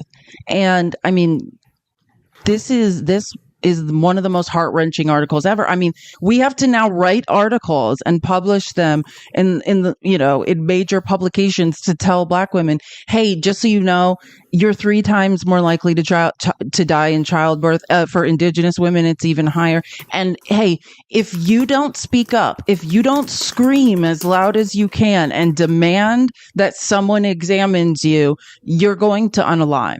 Right. And there's cases in here talking about how, there's a woman who was sitting there 30 minutes after giving birth, like eating a snack in the hospital. And she's feeling like, the pad, like soaking with blood, like she's having she's bleeding out. And she continually is telling the nurse, hey, I think something's wrong. And the nurse is like, you're fine. You're fine. Like, women bleed after they give birth. It's fine. And she's losing liters of blood. And I mean, this is the position that we are putting Black and brown women in America. Hey, your ability to survive, we demand. As a matter of fact, we're going to make it illegal for you to not have children once you're pregnant. But just know, you're probably not going to survive it. You're 3 times more likely minimum not to survive it than a white woman. And so your ability to survive it is going to be dependent on how loud you can scream or how convincing you can be in that hospital room to your care provider that something is actually wrong with you. And surprise, upward mobility makes no difference. Ladies, you're a rich, brown or Black woman, doesn't matter. Studies show it does not matter. Still minimum of 3 times more likely to unalive in childbirth. Serena Williams knows Serena Williams is an athlete, knows her body, knows when something is wrong, right? Like part of her job is knowing her body. She almost died in childbirth in one of the best hospitals in the nation because she knew something was wrong. She spoke up. She told her doctor something was wrong, and they didn't listen to her. And while I do think it's important, and I very, very much am all about telling patients to advocate for themselves, teaching people, specifically teaching AFAB people and women to advocate for themselves 100%, I have a problem with telling Black women to speak up.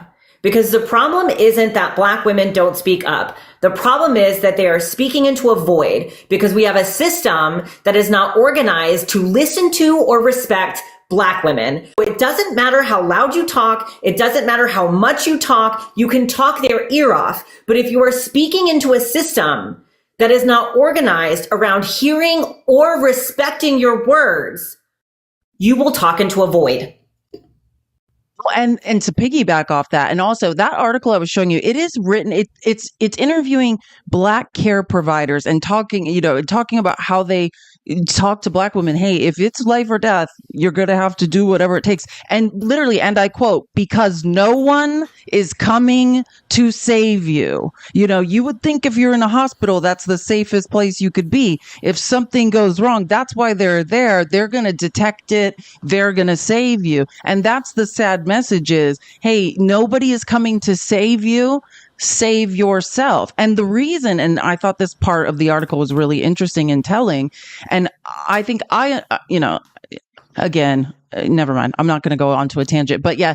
And what this woman is talking about is basically saying that, because of systemic bias and racism in our society, oftentimes Black women are trying, because of the angry Black woman trope, right? Okay, like, don't be too loud. Don't be aggressive. Whether or not I am or not, I'm going to be accused of it. So just kind of, try to remain calm. You don't do anything to make anyone angry. I'm disproportionately more likely to be charged with a crime, So it's about this tightrope walk. Like Black women are mischaracterized constantly in society. They try to overcompensate. And it's this essentially a Black care provider saying, but I have to explain to women like, hey, I know how you've been mischaracterized. I know how it's been hard for you, but when, just know you have to save yourself in the hospital. Well, and we saw that in action in Georgia with Cindy Miller, right? She didn't go to the doctor because she was scared because she knew how Black women are not cared for. So when she had complications, Candy Miller, thank you. When she had complications with her medical AB, she didn't want to go to the hospital, and you can't blame her for that based on now. Do I wish she had, and hopefully maybe she would have survived? Yes, but we don't even know if she had gone, if she would have been okay. Like, that's the sad reality. Like, there was still a really good chance that if she had gone in, she may not have been fine. And she lost her life, because complications arose and she was too scared to go. And that's exactly what we're going to continue to see because of the medical racism at play, and medical misogyny plus medical racism equals people losing their lives, like, period, full stop. So, yeah. Hey, Joanna. And I don't think it's go ahead, Joanna. Oh, no, you can go ahead and finish, Doc. I was going to say, I think it's really interesting how when we're seeing these reports and these cases come out about the women that are being unalived by the abortion bans right now, the more ProPublica puts out, almost all of them are women of color. Almost all of them. And the reason Nevaeh Crane got so much coverage is because she was the perfect victim, because she was a pretty young white Christian woman who was pro-life. These other women are assumed to have deserved it or assumed to have done something. But the reason Nevaeh Crane became so popular, and the reason when Kay Cox was suing the state of Texas to get her AB, her medically necessary AB, the reason both of these women became sort of these became these media like sweethearts and got their cases got so much coverage is because they're considered the perfect victim. But the people that are being unalived, disproportionately women of color. Yeah, like, it's insane how many studies have been done on like medical racism, and people are still like, nope, It doesn't matter. That's not why. You black people, you people of color, y'all are just unhealthy anyway. Y'all are just fat. Y'all just don't eat the right things. Y'all have too much salt. You don't have enough vegetables. Like, it's nuts, and it's not even the bias that's attributed to the opinions of the medical professionals. Like, pulse oximeters read differently on Caucasian skin than they do on African American skin. Like, it's very pervasive and it's systematic. But everybody, I absolutely appreciate the taps that y'all have been submitting. Love that for us. Keep it up. We need to be at least 100K by 45 after. I feel like we can do it. Get those yapping fingers turned into tapping fingers. Continue to like and tap the screen. Continue to gift Dr. Dani and the amazing Mandy and also Felice. We have 15 more clicks to get to that live goal, so let's get up there. You want a link to the Discord, message Felice Navidad Live. These amazing shows of the broadcast with all these smart, gorgeous, big brain broads are also being simulcast on YouTube. Etta Girl Has No Name. So make sure you hop over there and subscribe. You can rewatch them, share them with everybody you know, because like I said at first, this is very important information and everybody needs to know this shit. Appreciate y'all. Keep tapping. Thanks, y'all. And Joanna's fabulous. She's unfortunately trapped in Arkansas and works in local government. She's absolutely one of my amazing friends and mods. Thank you so much, Joanna, for what you're doing.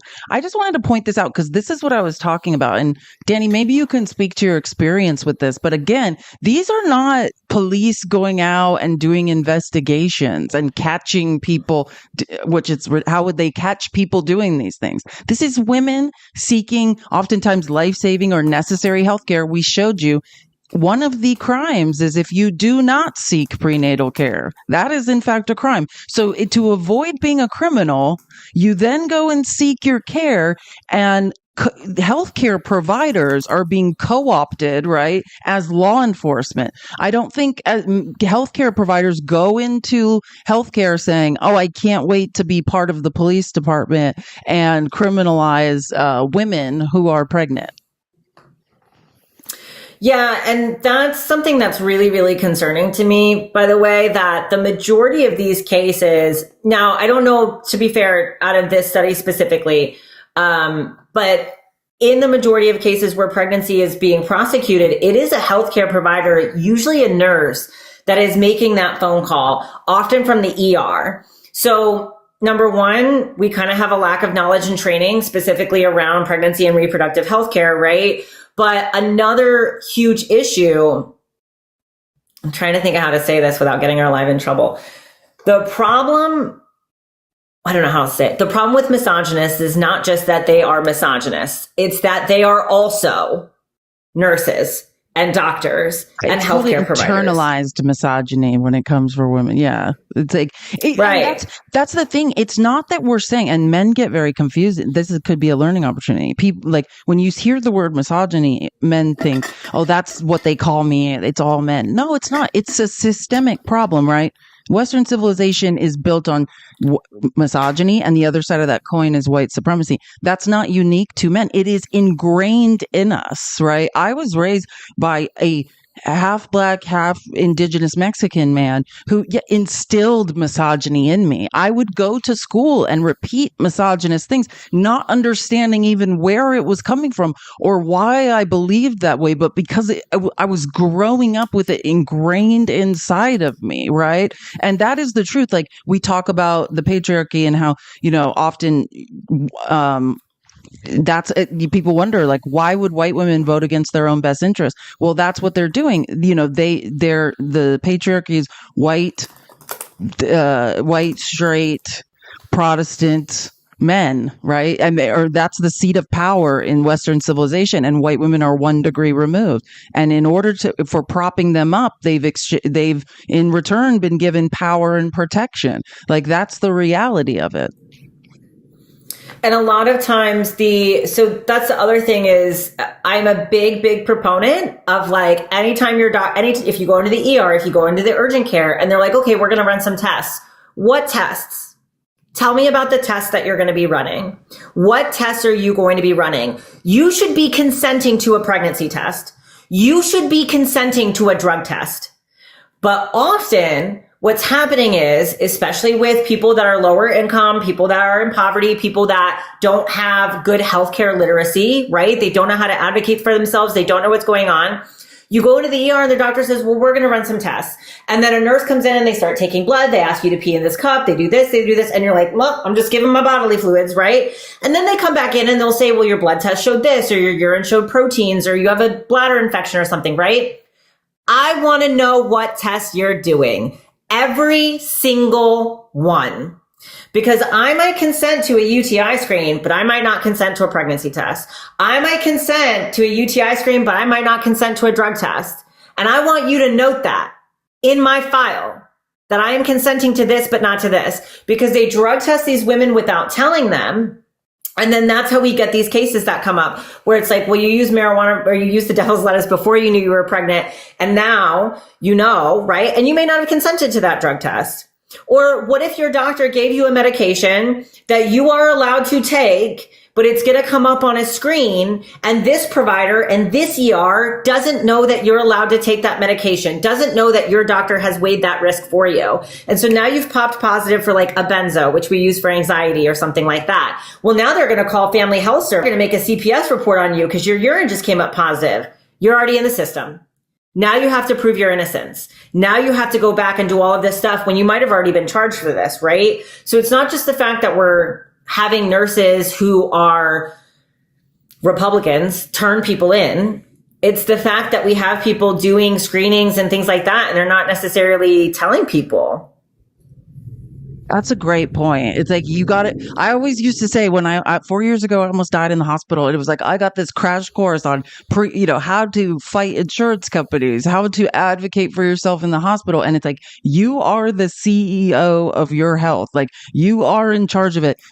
Never expect, especially if you're brown or black, but never expect anybody to care about you more than you care about themselves. And that's not even because I'm, shitting on doctors and nurses. I'm talking about these are people that have 45 seconds per patient. They're doing rounds and they are exhausted. They've been up for 12 hours. You have to advocate for yourself, like know what you want, understand what's going on, read your medical records. Man, I learned that lesson the hard way. Like that is great advice. Like never expect anyone to do the right thing for you. And someone said in the comments, because I do want to address this because this is a thing. Someone said, I've had an ER not treat me until I take a pregnancy test. Is this pregnancy test necessary for my care at this time? That's what I want to know. Is the pregnancy test necessary for my care at this time? And if they say yes, explain to me how. I don't understand how. Can you explain to me how? Because sometimes you can't get a certain medication unless the doctor knows you're pregnant. There are some medications that they can't give you. They can't treat you for certain things. Maybe they're wondering if they're going to have to do a surgery or something. And also, if you're pregnant, that might inform what's going on with you, right? Is this pregnancy test necessary for my care at this time? If no, or if you want to have the other testing done first, I want to have blood tests done first. I want to have that abdominal CT scan or whatever. To be fair, again, x-rays, things like that. Sometimes we got to know if you're pregnant. Also, if you're pregnant, we can just protect it. So protect it as if I'm pregnant before you get that pregnancy test, right? But again, be informed in your care. Be informed of what they think they're treating you for. What are you investigating with these tests? Tell me what you're looking for, right? Like a standard blood screen is looking for a whole bunch of stuff. But like, are they screening you for your kidneys, your liver? Is that urine test screening for your kidney function? Tell me what you're looking for. And if you are going to give a urine sample, you need to be explicit and clear that you don't consent to a pregnancy test. Because again, a lot of times they're just going to dip it without telling you.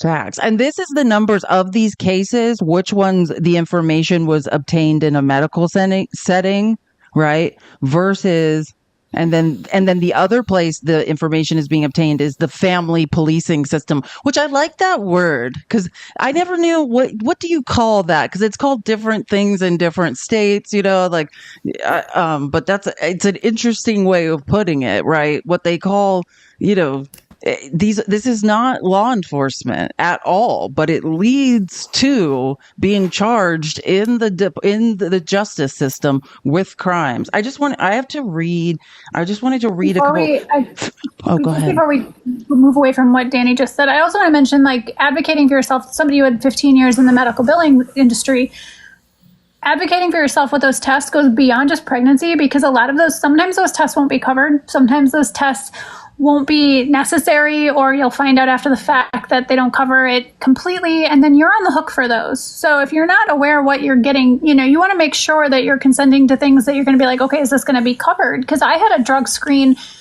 because I have Adderall, so I should probably watch my thing. I take ADHD medication, and my old doctor did not require annual drug screening. She knew me for years, and I had to sign a waiver saying I wasn't, distributing them, and she would prescribe it. But a new doctor required that I do this, and they didn't talk to me about the test they were going to run. And so the one that they did run cost me almost $300 because it went to 2 different labs versus a more basic one that my insurance would cover that just goes to one lab and just says, okay, yeah, here's what we've got. And I didn't know anything about it until I was paying a $300 bill. Simply because all they said to me is, well, we're going to have to do a urine test, a drug screen. And I trusted my doctor to know, to go through my insurance and be like, okay, here's what we're going to order. But they don't. So make sure you're asking that, because with all this stuff with the CEO and everything else going on with your insurance, you have to ask those questions. Do not take things for face value, because especially in emergency situations, depending on what your medical coverage is, if you have any at all, those tests can be the difference between a major bill or, a copay. So it's just important that you're making sure you're asking that always. And real quick, I just want to say thanks, Fax, for the tip. It says keep up the fight, and then Jonathan as well. Sorry, I was a little late to these. I don't know why hold on. Sorry, Jonathan. I don't know if I don't think I blocked you. I'll do that right now. It looks like I accidentally blocked you. I'll look into that right now. Hold on 1 second, and I will get to that. Thank you for the tip. I'll look into that right now, and then we can move on to our. I wish I had better news for you, but so if we can move on to South Carolina and what they're up to. I hate this. I hate it so much. And they did this already once before. South Carolina has already tried to put this bill in place, and now they're doing it again. Yeah, this is from the first, and then this is the second. This is the second. But I wanted to, and this is the name of the bill. I'll just put this up for you while you talk. So I had on my phone, which is what y'all are on right now, so I can't pull it up, but I have the actual bill, and there's different highlights that come through it. If you go to my page, I did do an entire video on it. So what South Carolina Republicans are proposing, and not a small amount, by the way, a large amount of their Republicans support this bill. And essentially we're going to have to be really careful, y'all, with our words here. It creates the charge of fetal unaliving, but use the H word here, right? So it creates fetal personhood. It says that a life of a fetus is exactly the same as the life of the person that is carrying it. And it says that a defense, which means that you are guilty until you prove your innocence. It says that a defense for the pregnant person, if it is the pregnant person that causes the unaliving of the fetus, then it will be a defense for her that she was basically convinced to do it, right? So you have an affirmative defense. An affirmative defense means that you're guilty. Also, another really big piece of this is that it says that life begins at fertilization. Like Mandy said earlier about implantation, you are not pregnant until implantation happens. That's pregnancy. Pregnancy is implantation. So fertilization Try to usually tell that happens. to a man on TikTok like I do during debates. Oh my God. I swear. So fertilization generally happens in the fallopian tube. Not always, but most of the time. Vast majority of the time it happens in the fallopian tube. I have little things here. Here you go. I love your stuffed animals of fallopian tubes. Here's your fallopian tubes. Here's your ovaries. Usually fertilization happens in here in the fallopian tubes. And then it takes 7 to 10, sometimes 12 days, travels down into the uterus, and then it implants in the uterus. This is when you are pregnant. You are pregnant before that implantation happens. This is where fertilization happens. So this creates life rights for this thing before you're even pregnant. So anything that you do to prevent implantation, which means taking the morning after pill, like that can, well, that's a lie. Sorry, let me go back to that. That prevents ovulation, not implantation. Taking a birth control pill. So for example, I have the O pill. This is what I was thinking of, not that morning after. The O pill, which is the over-the-counter birth control pill. One of the main mechanisms of action for this is to thin the lining of your uterus to prevent implantation. You will be charged with the H word if you do that in South Carolina. And you could face the unalive penalty for that because life begins before you're even pregnant. So if you take a substance that keeps it from implanting, if it implants and you don't even know you're pregnant yet, and then you have a miscarriage and they find out that you were drinking, if you get into a car accident and you weren't wearing your seatbelt, like they can charge you for almost anything. And we just went over how they're really heavily criminalizing pregnancy. Now you're going to be charged with the H word and you're going to potentially face unalive penalties for it.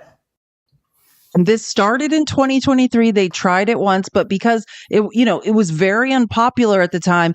And in my opinion, why is this happening now? I don't think it's an early Christmas present to women. I think they are emboldened. January 20th is coming. They have a conservative Supreme Court. That is, and we'll get to what Ken Paxton's up to because it's vile. And that is why this is the same thing that Ken Paxton's up to. He's filing a series of lawsuits in anticipation of Trump being in the presidency and of the conservative Supreme Court get ready to hear these cases to legislate against women.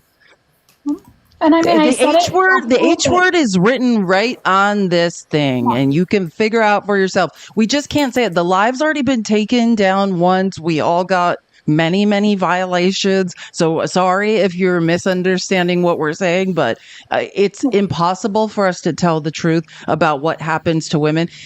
I was going to say maybe one of the benefits of not benefits. I don't want TikTok to go away, but if we do host these, or maybe we should host these lives from YouTube and I can push them to TikTok from Streamlabs or OBS, because if we were on YouTube, we could say all these words. Like at least we would be able to say the words, but we wouldn't. It's just our followers are on TikTok. That's the problem. None of us have followers on YouTube, so we'd have to organize it and make sure people come over there. But yeah, that's something to consider, because if we did do this on YouTube or start, we're hosting on YouTube, we would be able to speak more freely. Well, and I was just go ahead, Mandy. Just to say, with what you're talking about, South Carolina, like I said, the introduction of my video on that was, it's going to be illegal to get your period. And I jokingly say, I know that's not true, but the truth is, yes, it is.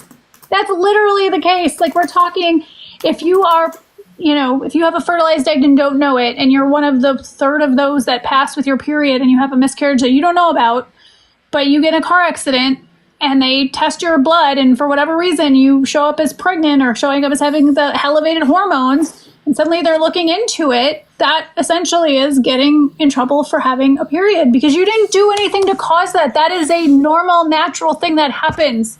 People have fertilized eggs that pass with a period every day. I had 2 very early miscarriages that I just happened to be so desperate to be pregnant that I tested really early. That's the only reason I knew. But in an every other day situation, one of them, I probably would have never even realized I was pregnant. This is the language you were talking about, Dani, with fertilization. That's what we're talking about. And that's what you're talking about, Mandy. Yeah. Fertilization until birth, which is included in your period, right?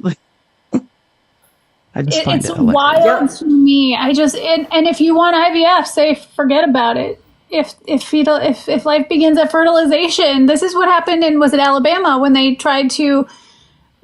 determined that was it, then all of a sudden these IVF places had to close because they destroy embryos. Well, imagine, and we saw from that heat map when we were going through the pregnancy as a crime study, which again just covers 1 year, 1 year after Dobbs, and we were looking at like 220 or however many people crimes, and 104 were in Alabama. And you wonder that's why that happened in Alabama. There is one of the most conservative, and his name is escaping me, but I read a lot of his rulings. And I mean, the most conservative of the most conservative judges in the United States is sitting on the Supreme Court in Alabama. And he is the one that wrote that fetal personhood decision that froze IVF clinics in place. No pun intended, kidding. That froze them in place. We're like, we can't operate. Because it was because of his ruling, and that they are, and think about it, nationwide, disproportionately the cases are happening in the South, but almost half are in Alabama.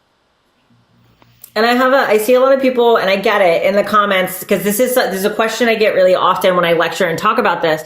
A lot of people are saying, like, what about the 14th Amendment? Women are not people under the 14th Amendment, y'all. Oh, did you guys know we're not people in the Constitution? We're not. The ERA, right? That's, y'all might have heard a lot about this. The ERA, the Equal Rights Amendment, is really being pushed right now. This is why. Because women, the only right guaranteed to women in the Constitution is the 19th Amendment. It's the right to vote. And that originally guaranteed white women the right to vote, right? The 14th Amendment originally guaranteed freedom and citizenship to male slaves. Male. The 14th Amendment never included women.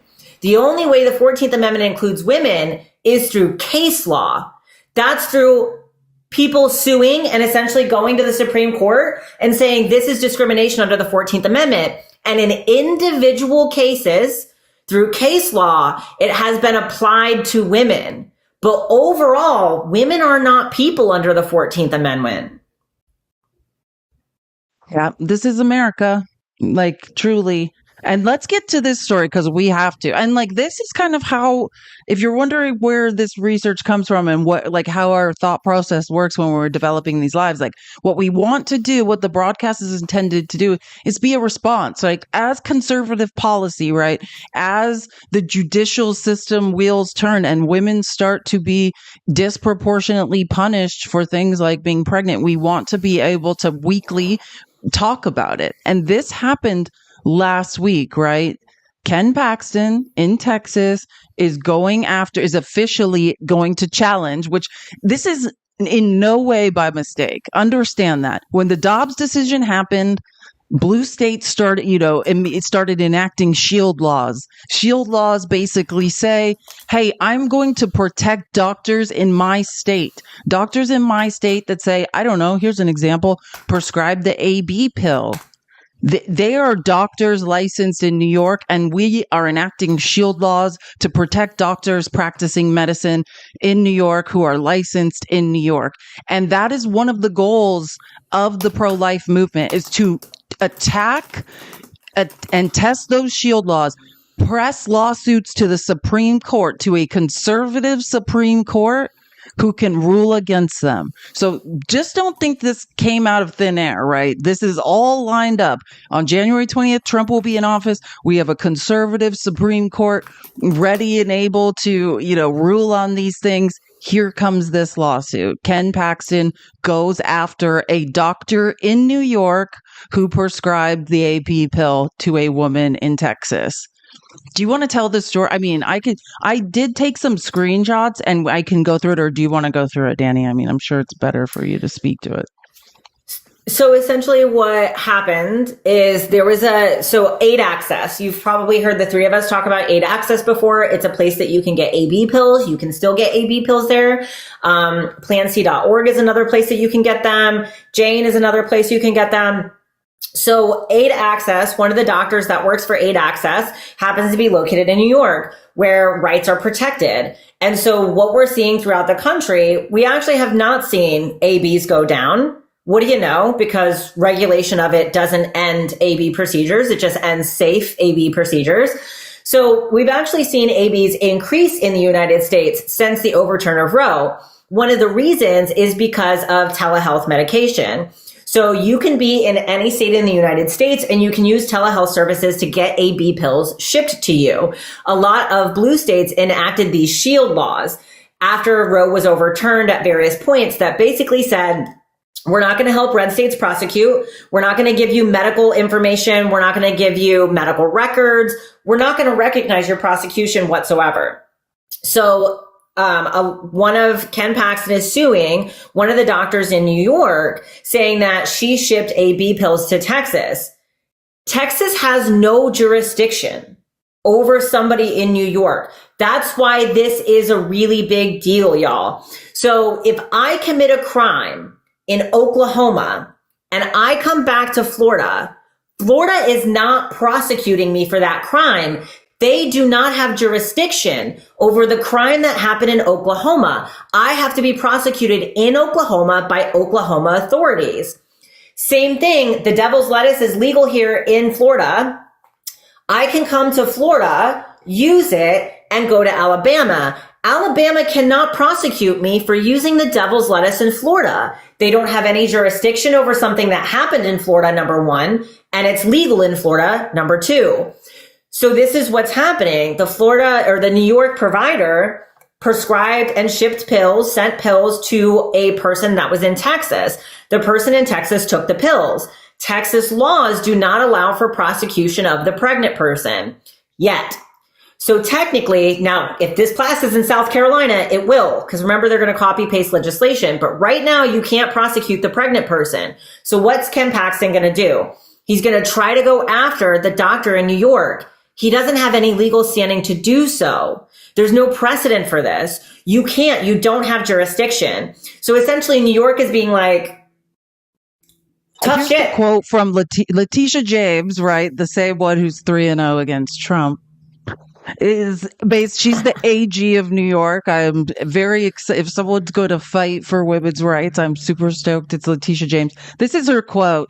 "We will always protect our providers from unjust attempts to punish them for doing their job, and we will never cower in the face of intimidation or threats." Yes, guys, there's 253 people in here. If you haven't been here, we're talking about women's, how conservative policy is unjustly affecting women.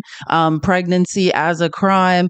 Please keep tapping the screen. We're trying to get as fast as we can to 150K. Our live has already been taken down once. We've all gotten so many violations. I don't think we can count at this point for merely going through a scientific study about pregnancy being charged as a crime. So, if you could please help us out, please gift our panel as well. If you want to join the Discord, here's FeliceNavi.live. Just message this link and say, I want a link to the Discord. The study, the pregnancy is a crime study, which just tracks crimes after the first year of the Dobbs decision and women being punished for being pregnant, is in today's outline, as well as every article, every bill, everything we're going through. Like the actual court filing from Ken Paxton for this is in there, and more information on it. Hey, Fee. Hey, this has been an informative live. I hope everybody, we've got 250 people. As Felice said, we had to shut down and then come back up because, some people just don't want to hear facts. And I want to thank Danielle and Mandy for joining us. Please gift them. They are experts in their field, as is Felice, in doing all of this research and presenting it to us. But I'm here also to talk about the Discord. So before I do that, we're about 118,000. Let's try to get to 175,000 before we end today. I know this is a tough subject that we're discussing between yesterday and today, but I want to turn some of what we're learning today into action. And that's what we want to do in the Discord. We want to make sure you understand, well, one, that you have availability to this information, but also that if you're as angry as I am, what are you going to do with that? Because there's only so many cookies you can make, or bags you can punch, or miles you can run.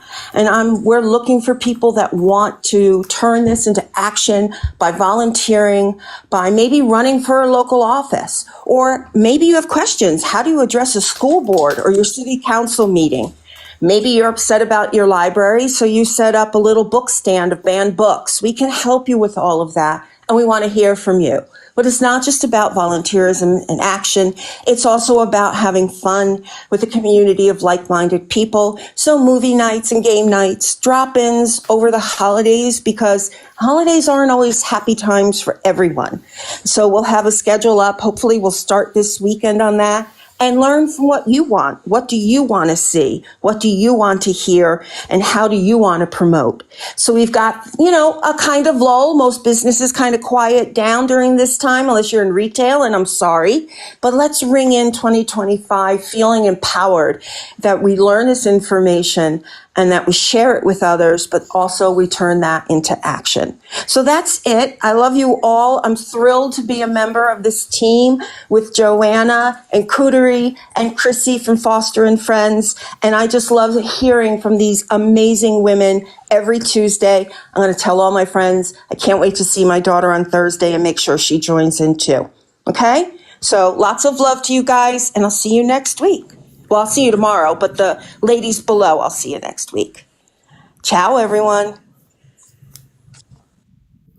Okay, I want to make sure. Sorry, I lost my train of thought for a second, but I just want to make sure I showed you guys one thing. And I don't know if you read this part, Dani, of this, but the most disturbing part of what Ken Paxton is up to is if you actually read the court document and what it says and how this actually happened. So what happened was basically this doctor, or this woman was pregnant in Texas, had the AB pill mailed to her from a doctor in New York.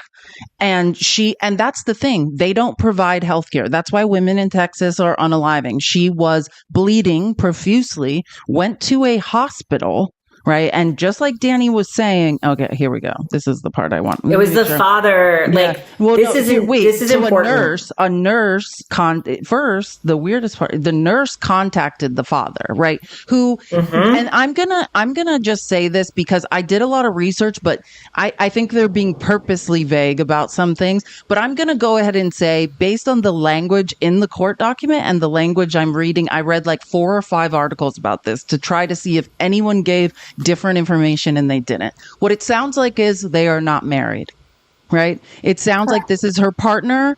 She is not married to this man legally. This is what is so scary.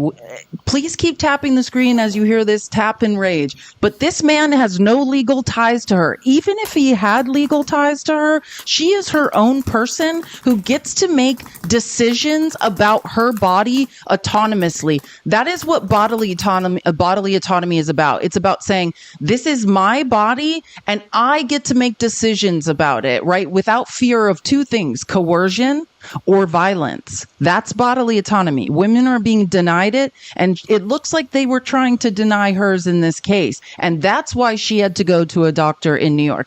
This is, again, not her husband, right? Now, everyone here's been to a hospital. Do they contact random people? Are they like, who's your 2nd grade boyfriend? Let me call him and alert him to what you're up to? No, because that's not a legal family member. That's not your guardian. That's not your partner. That's not your husband, right? So someone at this hospital, who I assume is a nurse, contacted, they say, the biological father of her unborn child. I would like to know if they did a DNA test to know that it was him, right? Like, no, they couldn't prove that. So they did not even know that for sure. So that's a violation of HIPAA laws, isn't it? I mean, they're contacting a random man. Yes. They're violating HIPAA laws, which used to be a crime, and contacting some rando in Texas and saying, hey, we have a woman here we suspect, right? She was miscarrying. They have no way of knowing otherwise. And the biological father says, and let me just read what it says in this article. The man suspected his partner had, quote, done something to contribute to the miscarriage or AB of the unborn child. He searched her home. It doesn't say their home. I checked 5 different articles. It doesn't say their home. He did an unlawful search of somebody's home and found boxes of AB pills. and reported that to the hospital, to Ken Paxton. This is, again, a man that has no legal rights to be doing this. He has unlawfully searched someone's house. They don't know if he's the father or not. Not only is this a HIPAA violation. Oh, go ahead. No, that's it. I'm just on a rant. You go. So not only is this a HIPAA violation, but after the overturn of Roe, HHS, the U.S., we all remember Xavier Becerra, who put out Xavier Becerra, who put out the edict essentially that you have to follow EMTALA, right? He's a very big supporter of women's rights. He's the head of HHS. So right after Roe overturned, HHS made a statement about reproductive rights in the U.S., and it very specifically says, like, this is from the HHS website, access to comprehensive reproductive healthcare services, including AB care, is essential to individual health and well-being. And it talks about how PHI, which is protected health information, is included in confidentiality, including information related to AB care or other sexual and reproductive health care. And it very specifically says, the HIPAA privacy rule permits, but does not require covered entities to disclose private health information about an individual without their authorization when required by law. Permits, but does not require. And the exact example given on the HHS website is an individual who comes into the ER who is miscarrying in the 10th week of pregnancy. Hospital workforce members suspect the individual of taking medication to end their pregnancy. Do you have to report it to law enforcement? And the answer is no, unless there is a specific state law requiring it. Unless there is a specific state law saying you must report, which as far as I know, there is not. And even if it did, you would have to report it only to law enforcement. You could not tell the partner. Well, and to extrapolate on this a little bit, this is exactly what we're talking about when we talk about how these laws, how these AB laws, and how these concepts of these laws, so where people are just immediately reporting, or essentially like in Texas, SB 8 that puts a bounty on the heads of people who help. These laws insulate abusers. They allow for abusive partners to use pregnancy as a weapon. This man, who I don't get the impression on some of the articles I read that they're still together, but they were clearly together, and he felt compelled to not only disclose, like he instead of like to break into her home and search. Exactly. In my video, I said, if you're bleeding out and your partner's reaction is to go home and search your stuff, that person isn't safe. Like, this woman was bleeding out. She was bleeding out, and she's in the hospital trying to get care. And his reaction is, haha, I bet she did this, and I'm going to go prove it. And now he's listed in this lawsuit. Like, this creates situations where abusive partners can weaponize that pregnancy. We saw it in Texas with that guy who was going to sue the friends who helped the woman procure her medication. We have seen it already, and it's only getting worse. And then you add to it places like Florida, which Dani, you can speak on, where they're not teaching kids about consent. They're not teaching kids about domestic violence. They're not teaching kids about sexual education, creating kids who won't understand those things. And now you're in a situation and they want to get rid of no-fault divorce. These are all part of the same thing. They're all web. It's a very intricate web. But we can see right here where they create dynamics where an abusive man who can't respect her autonomy enough to even just stay with her during, this extremely awful experience, runs to her home and searches it to find proof that she did something, I'm sure in his mind, against him, because that was supposedly his pregnancy. Like, his he contributed to that. Like, oh, thank God she's not pregnant, because what a dangerous person. Let's read. And notice how she's. Oh, sorry. Go ahead. Go ahead. I just want to say the quote from the Texas Right to Life. They, in this quote, they love him. Hey, 11. Oh, and it said abortion groups have turned to new tactics and business models to undermine red state laws. No, this has been going on before your red state laws to deny women health care while they're unaliving. Since the fall of Roe, Paxton's complaint, Sego said, is a significant step to hold accountable the individuals or groups who are violating our pro-life laws. It's our time for our side to respond to these things. That's private lawsuits from private plaintiffs, as well as the attorney general using tools he has available. Like he's basically saying that's this man who's not legally married to her. God forbid if you are legally married to someone in Texas, like then they have more standing, like that case of the DV situation. Like, I mean, but that's what they're basically saying is he's an aggrieved party. We don't even know. Did you perform a DNA test on that? Like, no, you didn't. You don't know if he's the father. Right. Yeah. And I want everyone to notice, because this is what's going to happen. I want everyone to notice how she was immediately treated as a criminal, how she was assumed to be a criminal first. And then all this stuff started happening in the background, as Mandy said, while she's hemorrhaging and having severe bleeding. So yes, taking those pills are painful. I saw someone in the comments state that. Yes, it gives you extreme cramping. It varies for everybody, but some people say it's extremely painful. She was having intense bleeding. I thought that the story was she asked him to take her to the hospital. Maybe she asked someone else and then they called him. Regardless, he didn't have a right to her medical information. If your mother takes you to the hospital, she does not have the right to your medical information. Nobody does when you're an adult, and sometimes not even when you're a minor, depending on if it's mental health care or something or pregnancy care. So nobody has a right to this information. He takes her to the hospital. The nurse tells this man she had been pregnant, and immediately the man and the nurse start working in the background to criminalize this pregnancy. So while she's sitting on a stretcher in the ER, people outside of her ER room are working on bringing criminal charges against her. That's what people who are pregnant in this country now have to fear. When I go to the ER and when I sit there and I think I'm getting treatment for my hemorrhaging, there's going to be people outside this hospital room already working on criminal charges. And then as Mandy says, he goes to her house and searches her stuff and finds the medication.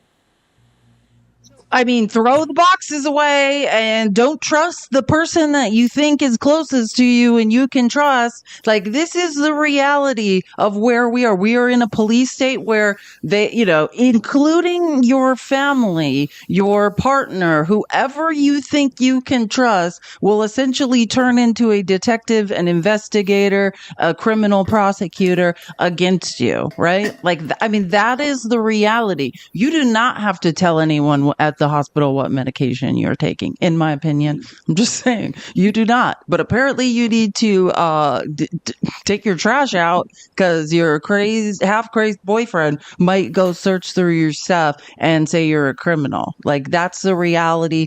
Guys, keep tapping the screen. I appreciate your support so much. Subscribe if you support what we're doing. These lives are regularly, it's hard to get engagement because of the language we use. The live was already taken down once. Please, please, please gift our panel. We do this every Tuesday, 10 a.m. Pacific, 1 p.m. Eastern, in between Dr. Dani, being a real doctor and doing things to help people. And we're going to continue doing this as these things come out, as women are being harmed by conservative policy. We are going to continue every week responding to it and giving you information on how to protect yourselves and what's going on in the news. I just want to read, they did talk to Nancy Northup, who I love, who's the president of Center for Reproductive Rights. And she just said, Paxton's lawsuit is a chilling attempt to scare doctors in other states from providing AB care. Telemedicine and medication ABs have been lifelines for people who live in states where AB is banned. Now, anti-AB officials like Attorney General Ken Paxton are using fear to crush what little access remains for their residents. That's essentially what's happening, because Dani was absolutely right when she said, like, I want to read this quote. They went to a lawyer, someone who specializes in this, and we're asking a lawyer. I want to make sure I get it right. Greer Donnelly, a professor at the University of Pittsburgh School of Law, who studies medication ABs and interjurisdictional AB conflicts. And they just said it's a bit far out, right? Because what is happening here, in case you're curious, is Ken Paxton is trying to say, hey, I want this doctor to pay hundreds of thousands of dollars, right? Like they've wronged us. She needs to pay hundreds of thousands of dollars, but they have no jurisdiction. And Letitia James, the Attorney General Extraordinary in New York, is like, no, we're going to protect our doctors that are licensed here, and she's committed no crime. But the interesting part is, and I just want to point it out, can she leave New York? Can she take a flight to California? What if it stops in Texas? Do you know what I mean? That's the reality. Is just because these shield laws are enacted and New York is saying we're going to do everything we can to protect her. I mean, what if New York's not blue anymore? Like what happens then? Do this is all dependent. Doctors are risking their licensing, their well-being, their safety to help women in these states right now. And that's what we have to watch for, because watch for the Comstock Act. If we cannot provide medication through the mail, what happens? 60%, or what is it? Is it 66% of ABs are pills going through the mail at this point? If that is shut down, have you noticed the latest news? And I'll talk about this tomorrow, but one of the things that's scaring me most, Trump's talking about the failing federal United States Postal Service and privatizing it. If it's privatized, what I'm saying? Like, there's all of these things happening that could affect this. So it's interesting to just keep a watch of what is going to happen with the federal government on January 20th, because all of this could be taken away. That's a really good way to also mention, I know most of us have it in our link trees or whatever, information on how you can, whether you're going through aid access, Mayday, whatever you're going through, that while I never want people to stockpile medications because there are actual pregnant people who need these things right now, it is still worth potentially having that in your medicine cabinet. I would recommend everyone have one round, I guess you would want to call it, one treatment worth of that medication in your medicine cabinet, and they will walk you through how to get that. Do it before you can't. I keep it. I have AB, I call it my uterine eviction kit when I can't say the real words on here. I have one of those because of my daughter or somebody if she knows. I have pregnancy tests, just like the little strips you can get cheap off Amazon. I have morning after medication you can also get off of the internet, to have in stock. And I keep those things so that I know if my daughter needs access, because I don't have a uterus anymore, that she or her friends or people who might need it have access. And if we start to get up on those expiration dates, I donate them to organizations that can utilize them so that I don't know that it's just going to go to waste. That's such a good name, man. Like, I'm going to get a t-shirt that's like, ask me about uterine eviction kits. Yep. That's it. Kicking out. I love You're that. out. That's so good. that is going to stick with me forever. We'll have to keep that as part of our merch. I know. When we and all of merch, this, that's a good idea. I know. I love that. We need a t-shirt that says that. I would absolutely wear it. I also want to point out that all three of us have said this at some point, but it's worth repeating, and it's worth you repeating to the AFAB people in your life. This is why Republican men, moderate men do not deserve access to your body. All of this idea about liberal women, progressive women, Democrat women won't date conservatives, but conservative men will date liberal women. That's because you guys are so intolerant. Because this is what happens. This is what happens in the way that our country is right now, gives men full and total control over your body. Look what happened in this case in Texas. This was a 20-year-old who was pregnant, and this man turned her in. They told him about the pregnancy, violated HIPAA, and then he went and searched her stuff. This is why conservative men, moderate men, this is why on the first date, before you even meet that man for a date, you should be questioning him about how he voted. You should be questioning him about how he feels about abortion rights. And if he says, oh, I don't really care, gone. If he says, I haven't thought about it, gone. I haven't been paying attention, gone. If he says anything other than I fully and completely support your right to choose. And if you ever got pregnant, I would fully gone 4B movement. Absolutely. Just don't date or have sex with men. They do not deserve rights to your body. They don't deserve access, not rights. They definitely don't deserve rights, but they don't deserve access to your body because in a state that criminalizes pregnancy, all it takes is that man being pissed off at you. And in a states where you have to prove that you didn't end that, when you're guilty first, when they're writing laws that say it will be an affirmative defense for you, which means you're guilty first, those men can weaponize that against you so easily and so fast. And there's no way for you to prove your innocence.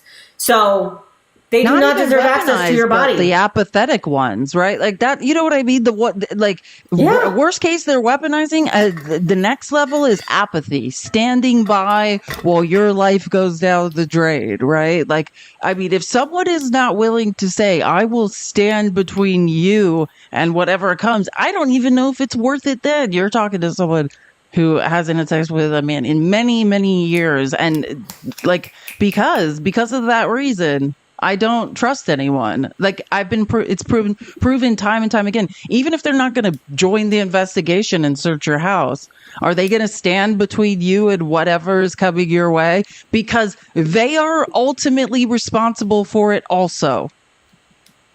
And why are they not being prosecuted? This is his problem too. Do you know what I'm saying? Like they are responsible for something and they will stand there apathetic while you're being prosecuted. And I'm saying even, let's say preemptively, before that it comes to that point, right?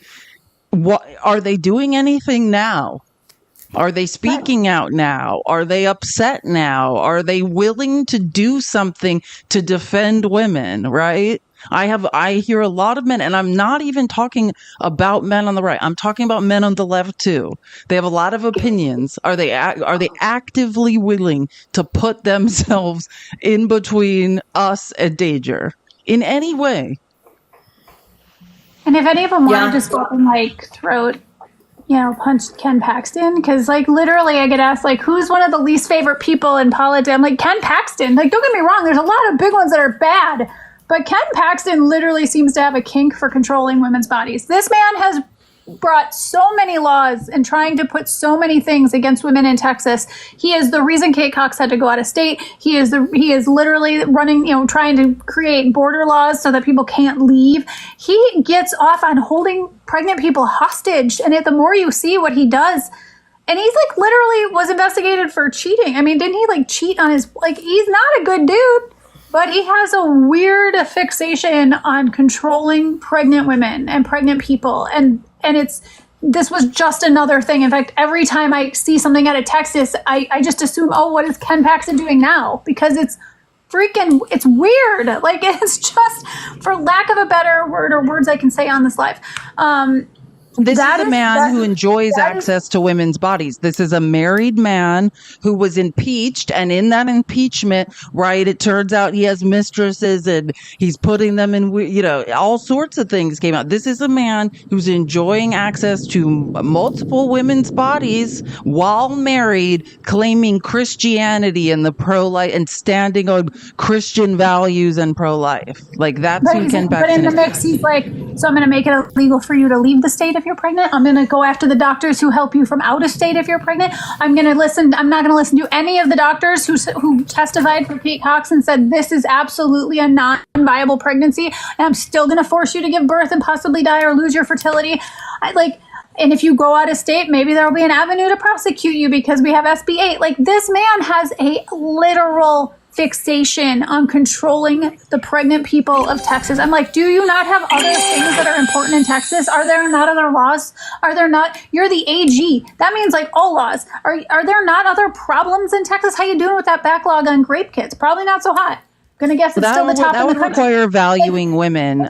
So no, literally are doing. I'm like, I honestly think that all he does, he wakes up in the morning. How can I harm women? Goes to bed at night. How am I going to harm women? It's not just women, Mandy. It's also children. Like, that's his thing. If you don't know, he's after 2 doctors, right? Like, he's also, this is happening within the last couple months. He's also going after 2 separate doctors for providing gender affirming care. That's also going on. This is, and it, while doing that, sorry, he's all, this is worst. the second doctor. Never asked This, you who your least favorite politician is. It's Ken Banks.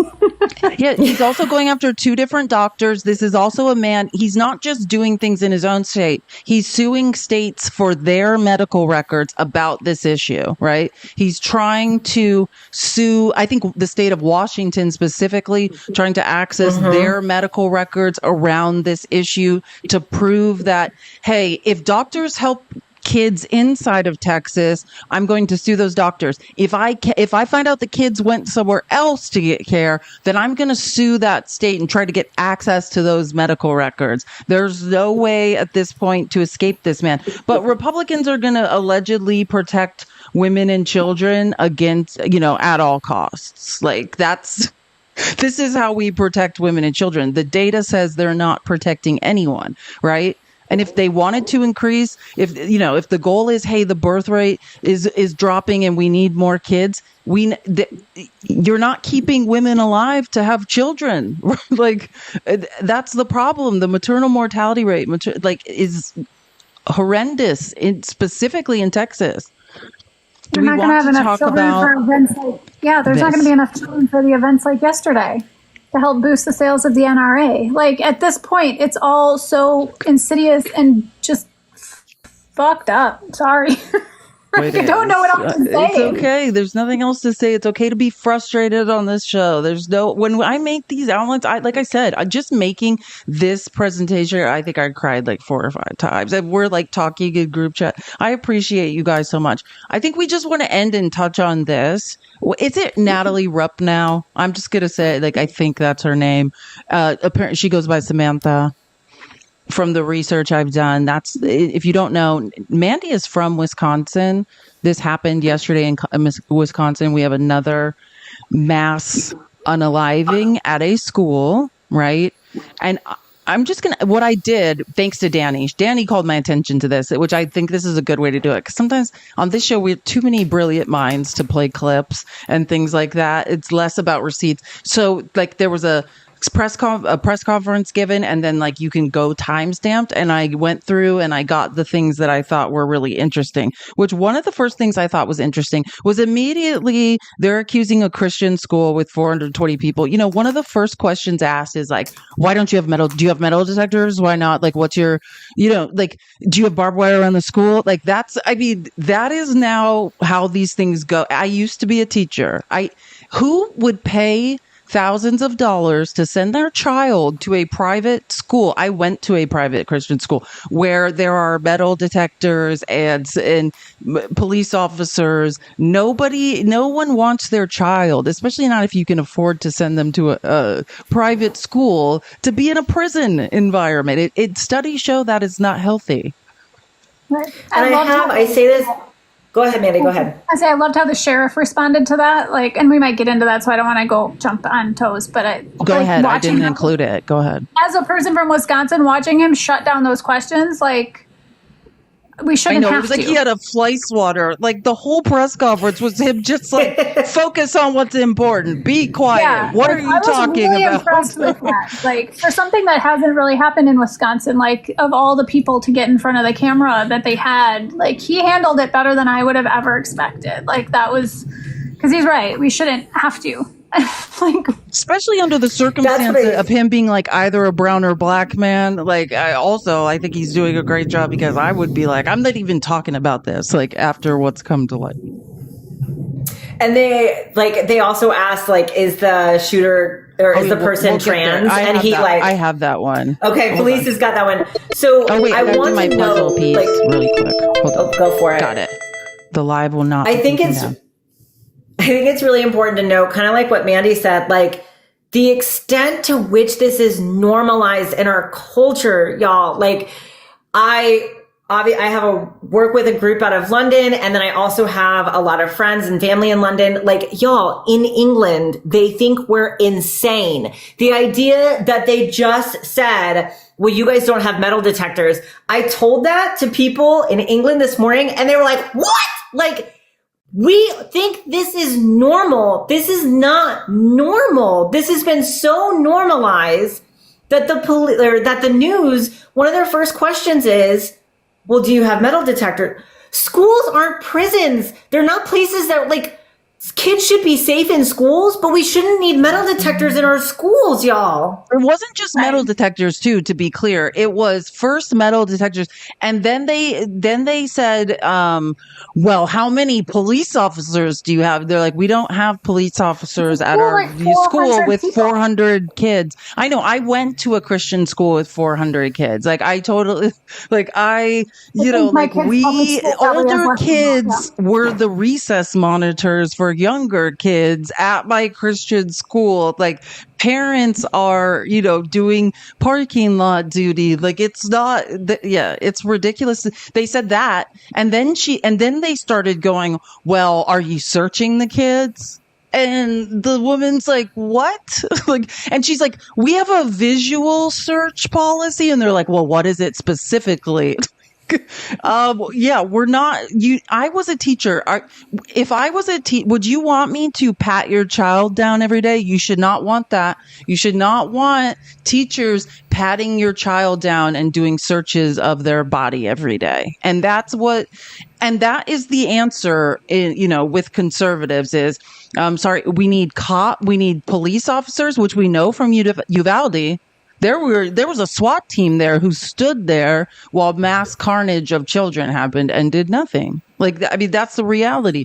But they're like, we need police, we need metal detectors, and are you patting these kids down and searching their backpacks? No, because nobody should want teachers patting their kids down. And I don't even think as a teacher I would do that. That is the most weird and uncomfortable thing I've ever heard of.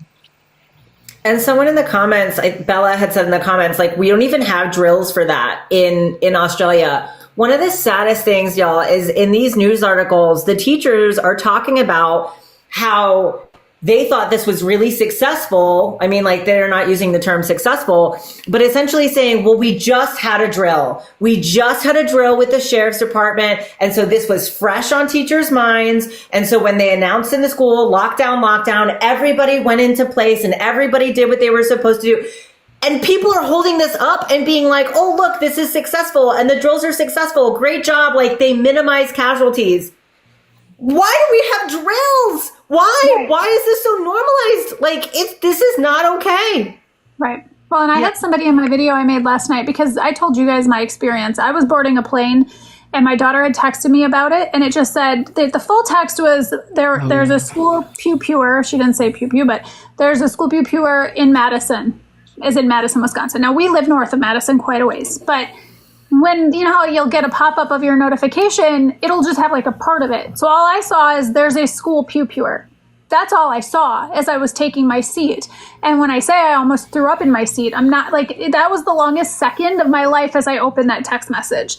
And then, of course, I'm sitting on the plane just trying not to bawl, because I'm just coming down from that fear, but also recognizing, I'm going to cry now, what had just happened and what happened. I cried when you told us this morning. And I immediately go, and Dani, I think you were the one who graciously said, don't minimize your feelings on that, because I do. I immediately am like, oh, well, I'm lucky, but also I'm not, this should have happened. For the first time ever, I had a moment of, oh my God, this is happening to my kids. And I said, it doesn't make it. I just got lucky because it wasn't my kids. We live in a rural place where kids have firearms. It could happen any day, or they have access to them. And, it was obviously as close as I ever hope I get to that message, because that is something that happens to kids every day. And someone in my comments got in there and said, aren't you used to this by now? And I'm like, no, I'm not. And nor should I be. The minute we get used to this, that's game over. There is no part of this that you should ever be able to just take in and be like, oh, it happened again. No.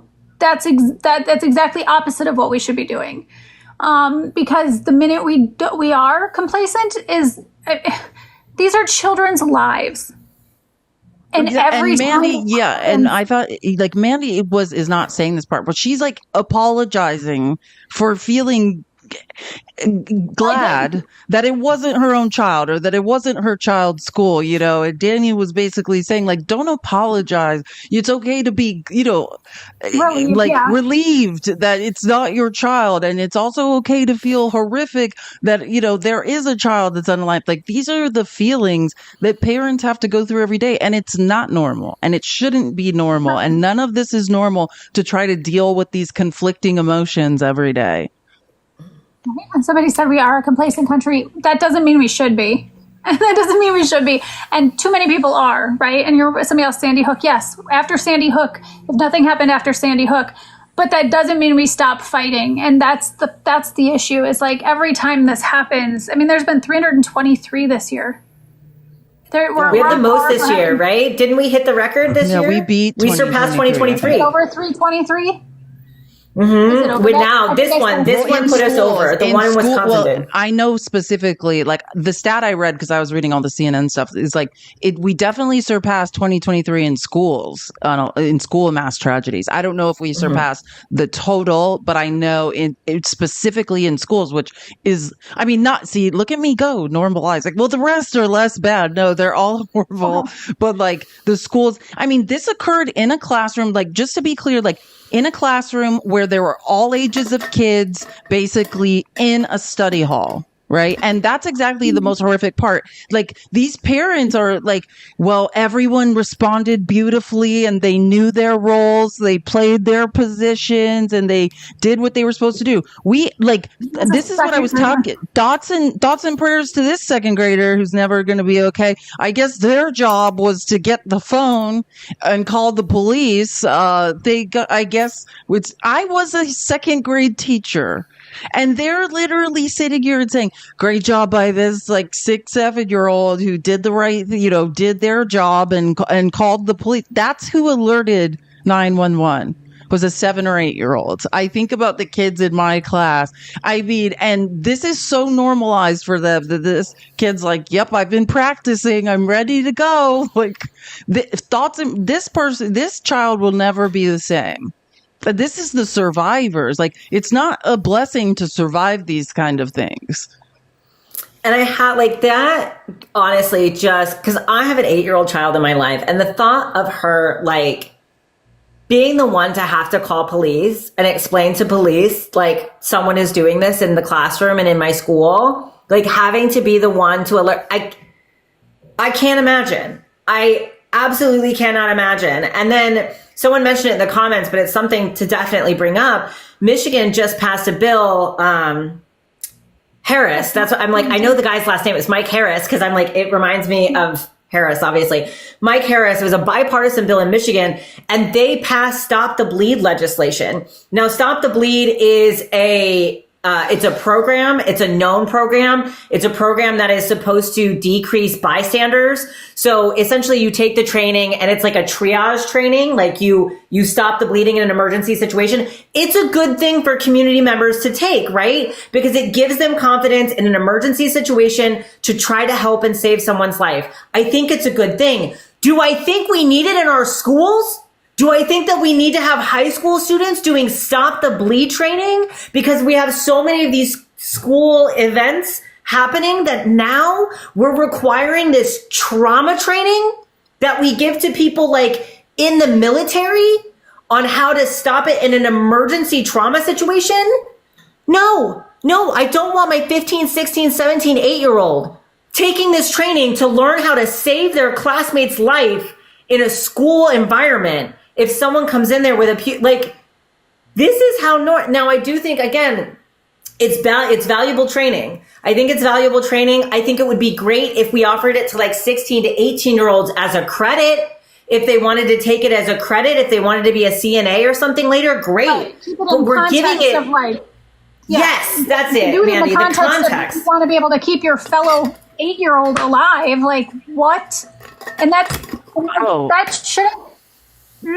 I can't. Well, and we were talking about this. I think it was last week when you unfortunately had a migraine, Mandy. But we were discussing. I was saying, like, how horrified I was as a teacher to have to like go through CPR training. And like, if you ever have the unfortunate pleasure of having to perform CPR on someone, we were talking about how violent it is and how, like, I was saying, like, when I read my own medical records, I'm just going to keep saying it over and over. Like 4 years ago, I almost died. And when I finally came out of like a coma, I kept saying like something's wrong with like my sternum hurts. And finally, like, well, the doctor thought I could take it. He's like, yeah, there might be shards of your sternum like floating around. He's like, yeah, there was someone on top of you. There was a adult man on top of you in the ambulance using his full body weight to keep you alive. And there might be shards of your bone or something. I mean, he's like, it's going to hurt for a very long time because that's what it takes to keep someone alive. And as a teacher, my worst fear was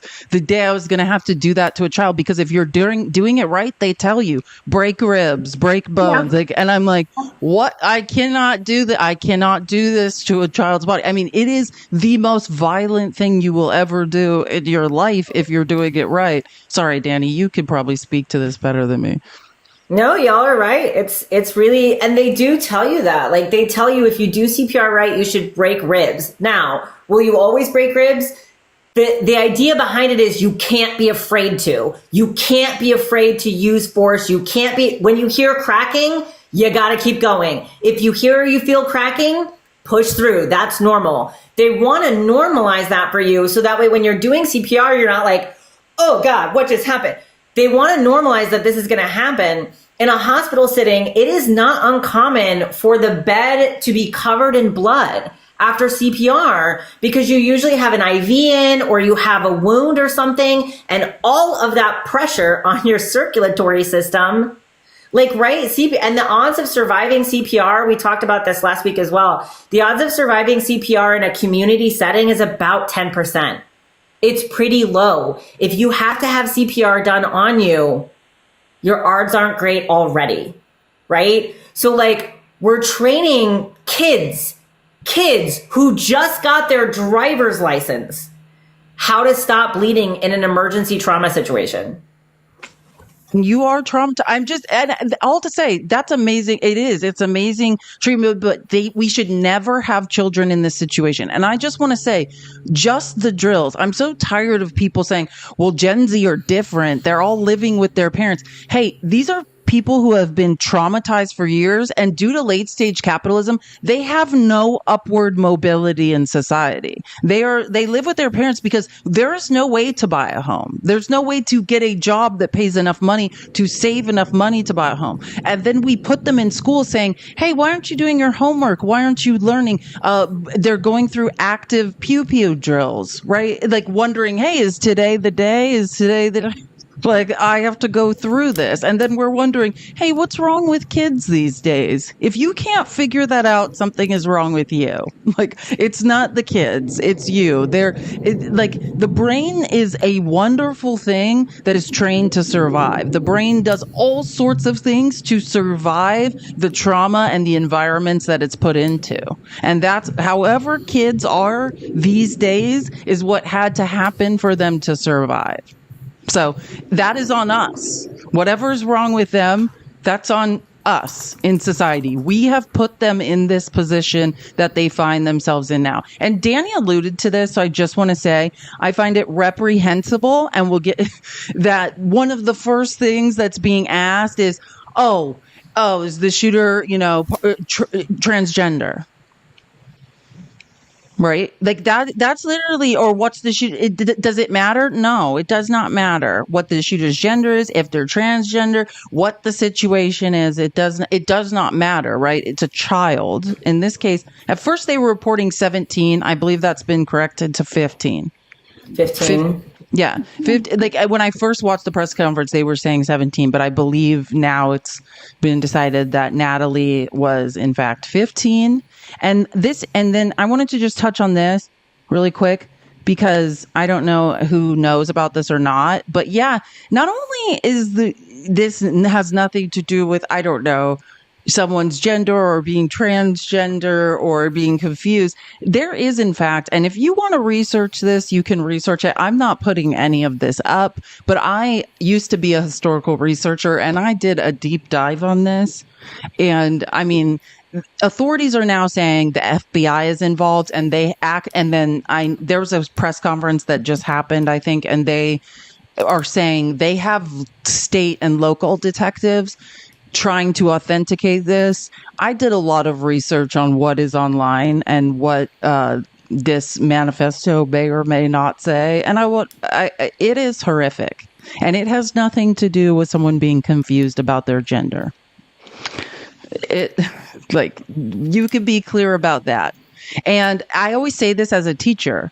Like I taught second grade, 7 and 8 year olds. This is a 15-year-old. I had 7 and 8 year olds who would come into class and say some of the most bigoted, most racist, most horrific things I'd ever heard in my life. And it's not that I would sit there at that moment and be like, oh, something is wrong with that child. No, I would immediately think, I cannot imagine the environment that this child has been raised in. I talked about internalized misogyny in women and how I was raised in an extremely patriarchal, misogynistic environment. And I would be, a little kid, like saying misogynistic things, but just hearing it, not knowing like that's not appropriate to be saying that. That's and as a matter of fact, you're a woman. Why would you be saying that stuff? I was a little parrot who's just like, I heard someone saying this. So I just want to be clear, if in fact what is being alleged in this is true, I mean, I'll say this because I've read the whole thing and I have the whole thing. And I'll say a lot of it seems to be a kid saying very bigoted things, horrible things, and acting very tough. And then there's one page, the second to last page, where I think you hear little bit of who she was. A kid that came from a very broken home, felt misunderstood, felt like, her father did not love her the way he loved some of his other children. Like she was, in her mind, the black sheep, the scapegoat that was left out, that was othered. I think there was some honesty in it. And then there's a lot of bravado and there's a lot of horrific stuff that she must have heard and been steeped in. Yeah. If the manifesto, because the manifesto hasn't been certified as authentic. I don't know how to say it, right? Yeah, but they have detectives trying to verify if in fact it is real. I did my own researcher type investigation. I mean, it looks like some of her friends produced it. So I don't know, but it may or may not be. And they're not officially saying. The last I heard, there are detectives trying to authenticate it. But the reason I think I'll say the reason it kind of goes, authenticated. Let's say that to actually confirm that she's the author. It's not, in fact, her boyfriend or anyone else. And that's what they're looking into. But I'll say this, because there were things I didn't understand, like how they are talking to the father, right, about it. And then like this, I'll say it explains to me. Let me find the part. Oh, did I not put it in here? No, I don't think I have it, but I'll tell you what happened, and what it was being reported on. Like, they used those flashbang things. They knocked in the door of their house and searched it as if it was something horrible was going on. And before I had read that, I was like, why would that be necessary? That's a crazy thing to do. Like, the neighbors say the door is still off the hinges of the house, and police only would confirm that house that they did that to, tore apart, is, part of their investigation into this. And that's as far, but at first when I read that, I was like, why is that necessary? But I think it all ties back to and again, they haven't confirmed it and they don't know. They're just looking into how this is all related. But if you have a child saying stuff like that, then I think it's natural to say, okay, where's that coming from? What, who are her parents? Like, we need to be careful here. So it just explains to me a little bit more, why they were acting like they were acting during the investigation. But again, none of it's been confirmed. If you want to do your own research into it, you can. Well, and you're always wondering, y'all know how this is. Like, if you hear stuff from a child, if you hear a child saying certain things, you're always like, what's going on at home? What are they hearing at home? What's being repeated at home? Right? So that's kind of what's going on here is like, allegedly, this person was saying all of these things. And so it's kind of like the case where it was a teenage boy and the parents got charged with negligence, right? He was hearing a lot of these horrible things being repeated and perpetuated at home. And the parents were actually charged with negligence and contributing to him doing this, right? So that's kind of what was going on here. And even the police said in one of the articles, you know, and they did say it doesn't look like it at this time, but they said that we are investigating whether or not parents could be charged with negligence because some of these pew-pews were gotten from the family or her father, allegedly. So anytime that happens, they're always looking at like, was there a negligent environment at home that allowed this to happen? And that's kind of where the police were coming from in this circumstance.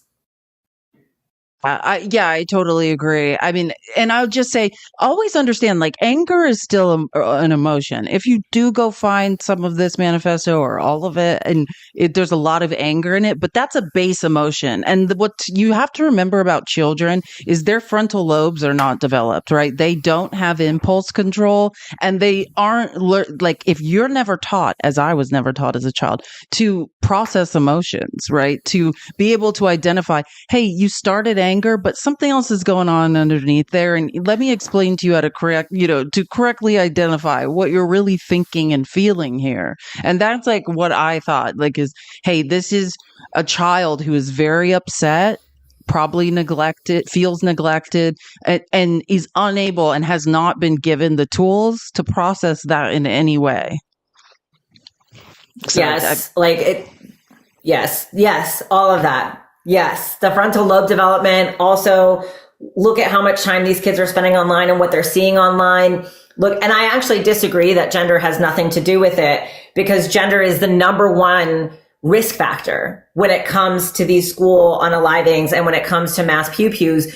Gender is the number one risk factor. Now, does being trans play into this? No, not at all. That tells you where the rhetoric in our country is, right? That tells you how successful Republicans have been in pushing this rhetoric that trans people are dangerous people and we need to be afraid of them. That's absolutely ridiculous. I think it's incredibly interesting, and I think it should be looked into, this female perpetrator, right? I think it's incredibly interesting because it's an anomaly. That's why I think it matters and it's interesting. And I think it matters and it's interesting because, again, being male is the number one risk factor, and the number one contributing the number one thing that all of these school unalivings and all of these mass pew-pew incidences have in common is misogyny. That has been the one thing that has found to be in common for all of these people. And that does not mean that this case is exempt. As we talked about, you can still have internalized misogyny, and kind of what we were talking about, the three of us in our group chat, like based off of what was maybe being said in this manifesto, if it gets authenticated,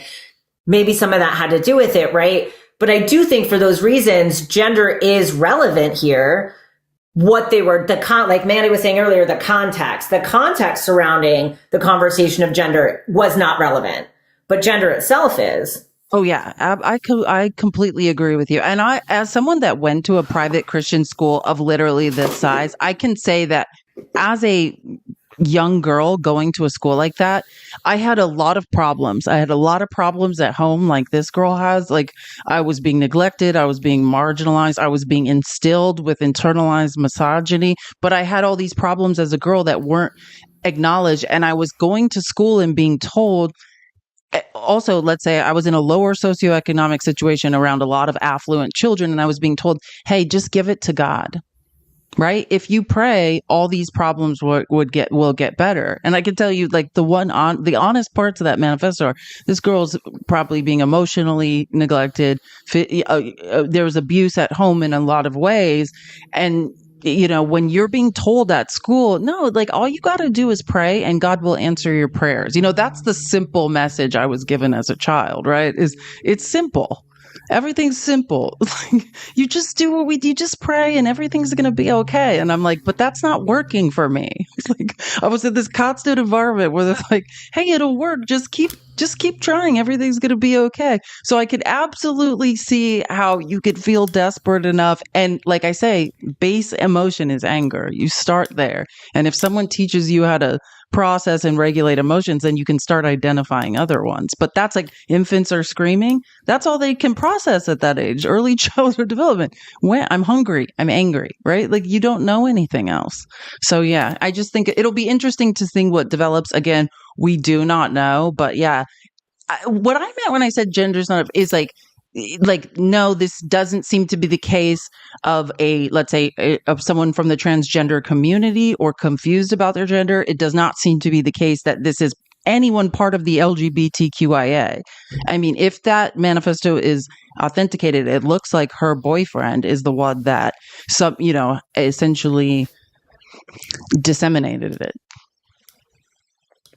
So I'm just, I think I think that's the angle that they're trying to change. You know what I'm saying? Like that, or that's what I've seen on X anyways. You know how it is. Like there's this angle that people are trying to chase of, well, if it is a girl, then something has to be going on with her. That's what does that make sense? Like, so there's gotta be something wrong with her. And that's what I'm trying to say is it doesn't appear that that's the case.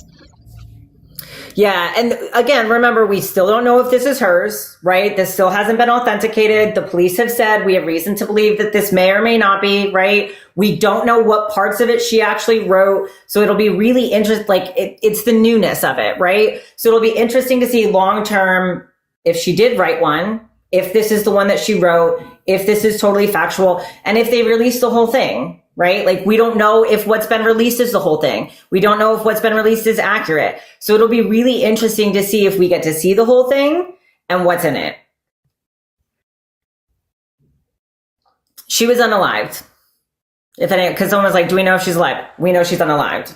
She is self-inflicted and pronounced unalived in the ambulance. So yeah. And so like when they say they were saying a lot of things. There was a lot of conflicting things. They were saying there's 3 victims. She is one of them, right? Am I correct in saying that? There's a teacher, a student, and her. Yeah, and the sheriff even said, somebody was pressing him as far as questioning the father, and he even went as far as to say, we are questioning him, but remember, he lost someone too. And I thought that was really, that stood out to me, because I'm like, first of all, this sheriff is like bat in a million, in my opinion. I'm like, I like this guy. He's handling this better than most do. But also he's standing up to people when they're saying these things. Because like, I always have a hard time, like she was 15 and she obviously carried out this horrific, awful thing. But kind of going back to that, like, you have to, like, I just can't help but like think what transpired in her life, that, you know what I mean? And if it turns out that this manifesto is real, we have some insight, but still it just, it's tragic no matter how you look at it. And the main thing to know about all this is children, their frontal lobe is not developed. That's why you cannot try children as an adult, because medically they do not have impulse control, right? Until you're 25 years old, your brain is not fully developed. Your frontal lobe that gives you impulse control is not developed. That is why when they say like children aren't tried as adults, that's a main reason for why. And because of hormonal development. So like, I would just say that, like, I don't suggest anyone even read it. Like, this is a 15-year-old child. So yeah, I wouldn't recommend reading it simply because it is. Yeah, I've only read it. I've only read the blip that Felice gave, and I was like, that's not great. Sorry, y'all. I have a hard stop at 3. I have a patient in the waiting room, so I gotta get going. No, that's fine. I think that this is a good stopping point. That's pretty much all we were going to say. I as well. My mom had a heart procedure today, so I do need to go check on that. It's important. So thank you guys so much for your time. We will be here. Well, we'll talk about it. I'm not sure what's going on Christmas Eve. Next Tuesday is Christmas Eve, so we will confer amongst ourselves, and I will get back to you. But I'll be doing the People's Receipts tomorrow, 11:30 Pacific time, 2:30 Eastern, and we will see you guys there. Thank you so much. Bye, everyone. Thank you.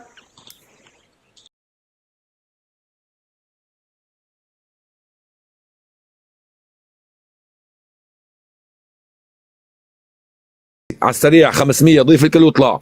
تابع الكل واطلع خد 500. طيب يلا اللي بعده علامة زائد اخفيها واطلع. اخفي علامة الزائد واطلع حبيبي، اخفي علامة الزائد واطلع. يلا يا ضلعي عند الكل مو عند واحد. تابع الكل، يا بتكون داعم يا بتكون متفاعل. مصور ارحب مليون. اللي بعده يلا اللي بعده 500 اخوي. اسمك عند الكل يا طيب، ما تخلي ولا واحد اخوي، ما تخلي ولا واحد، ولا واحد ما تخلي، ما تخلي ولا واحد. يلا حكيم هيعمل لك فزعه حلوه. اللي بعده اللي بعده على السريع على السريع. مين بده 500؟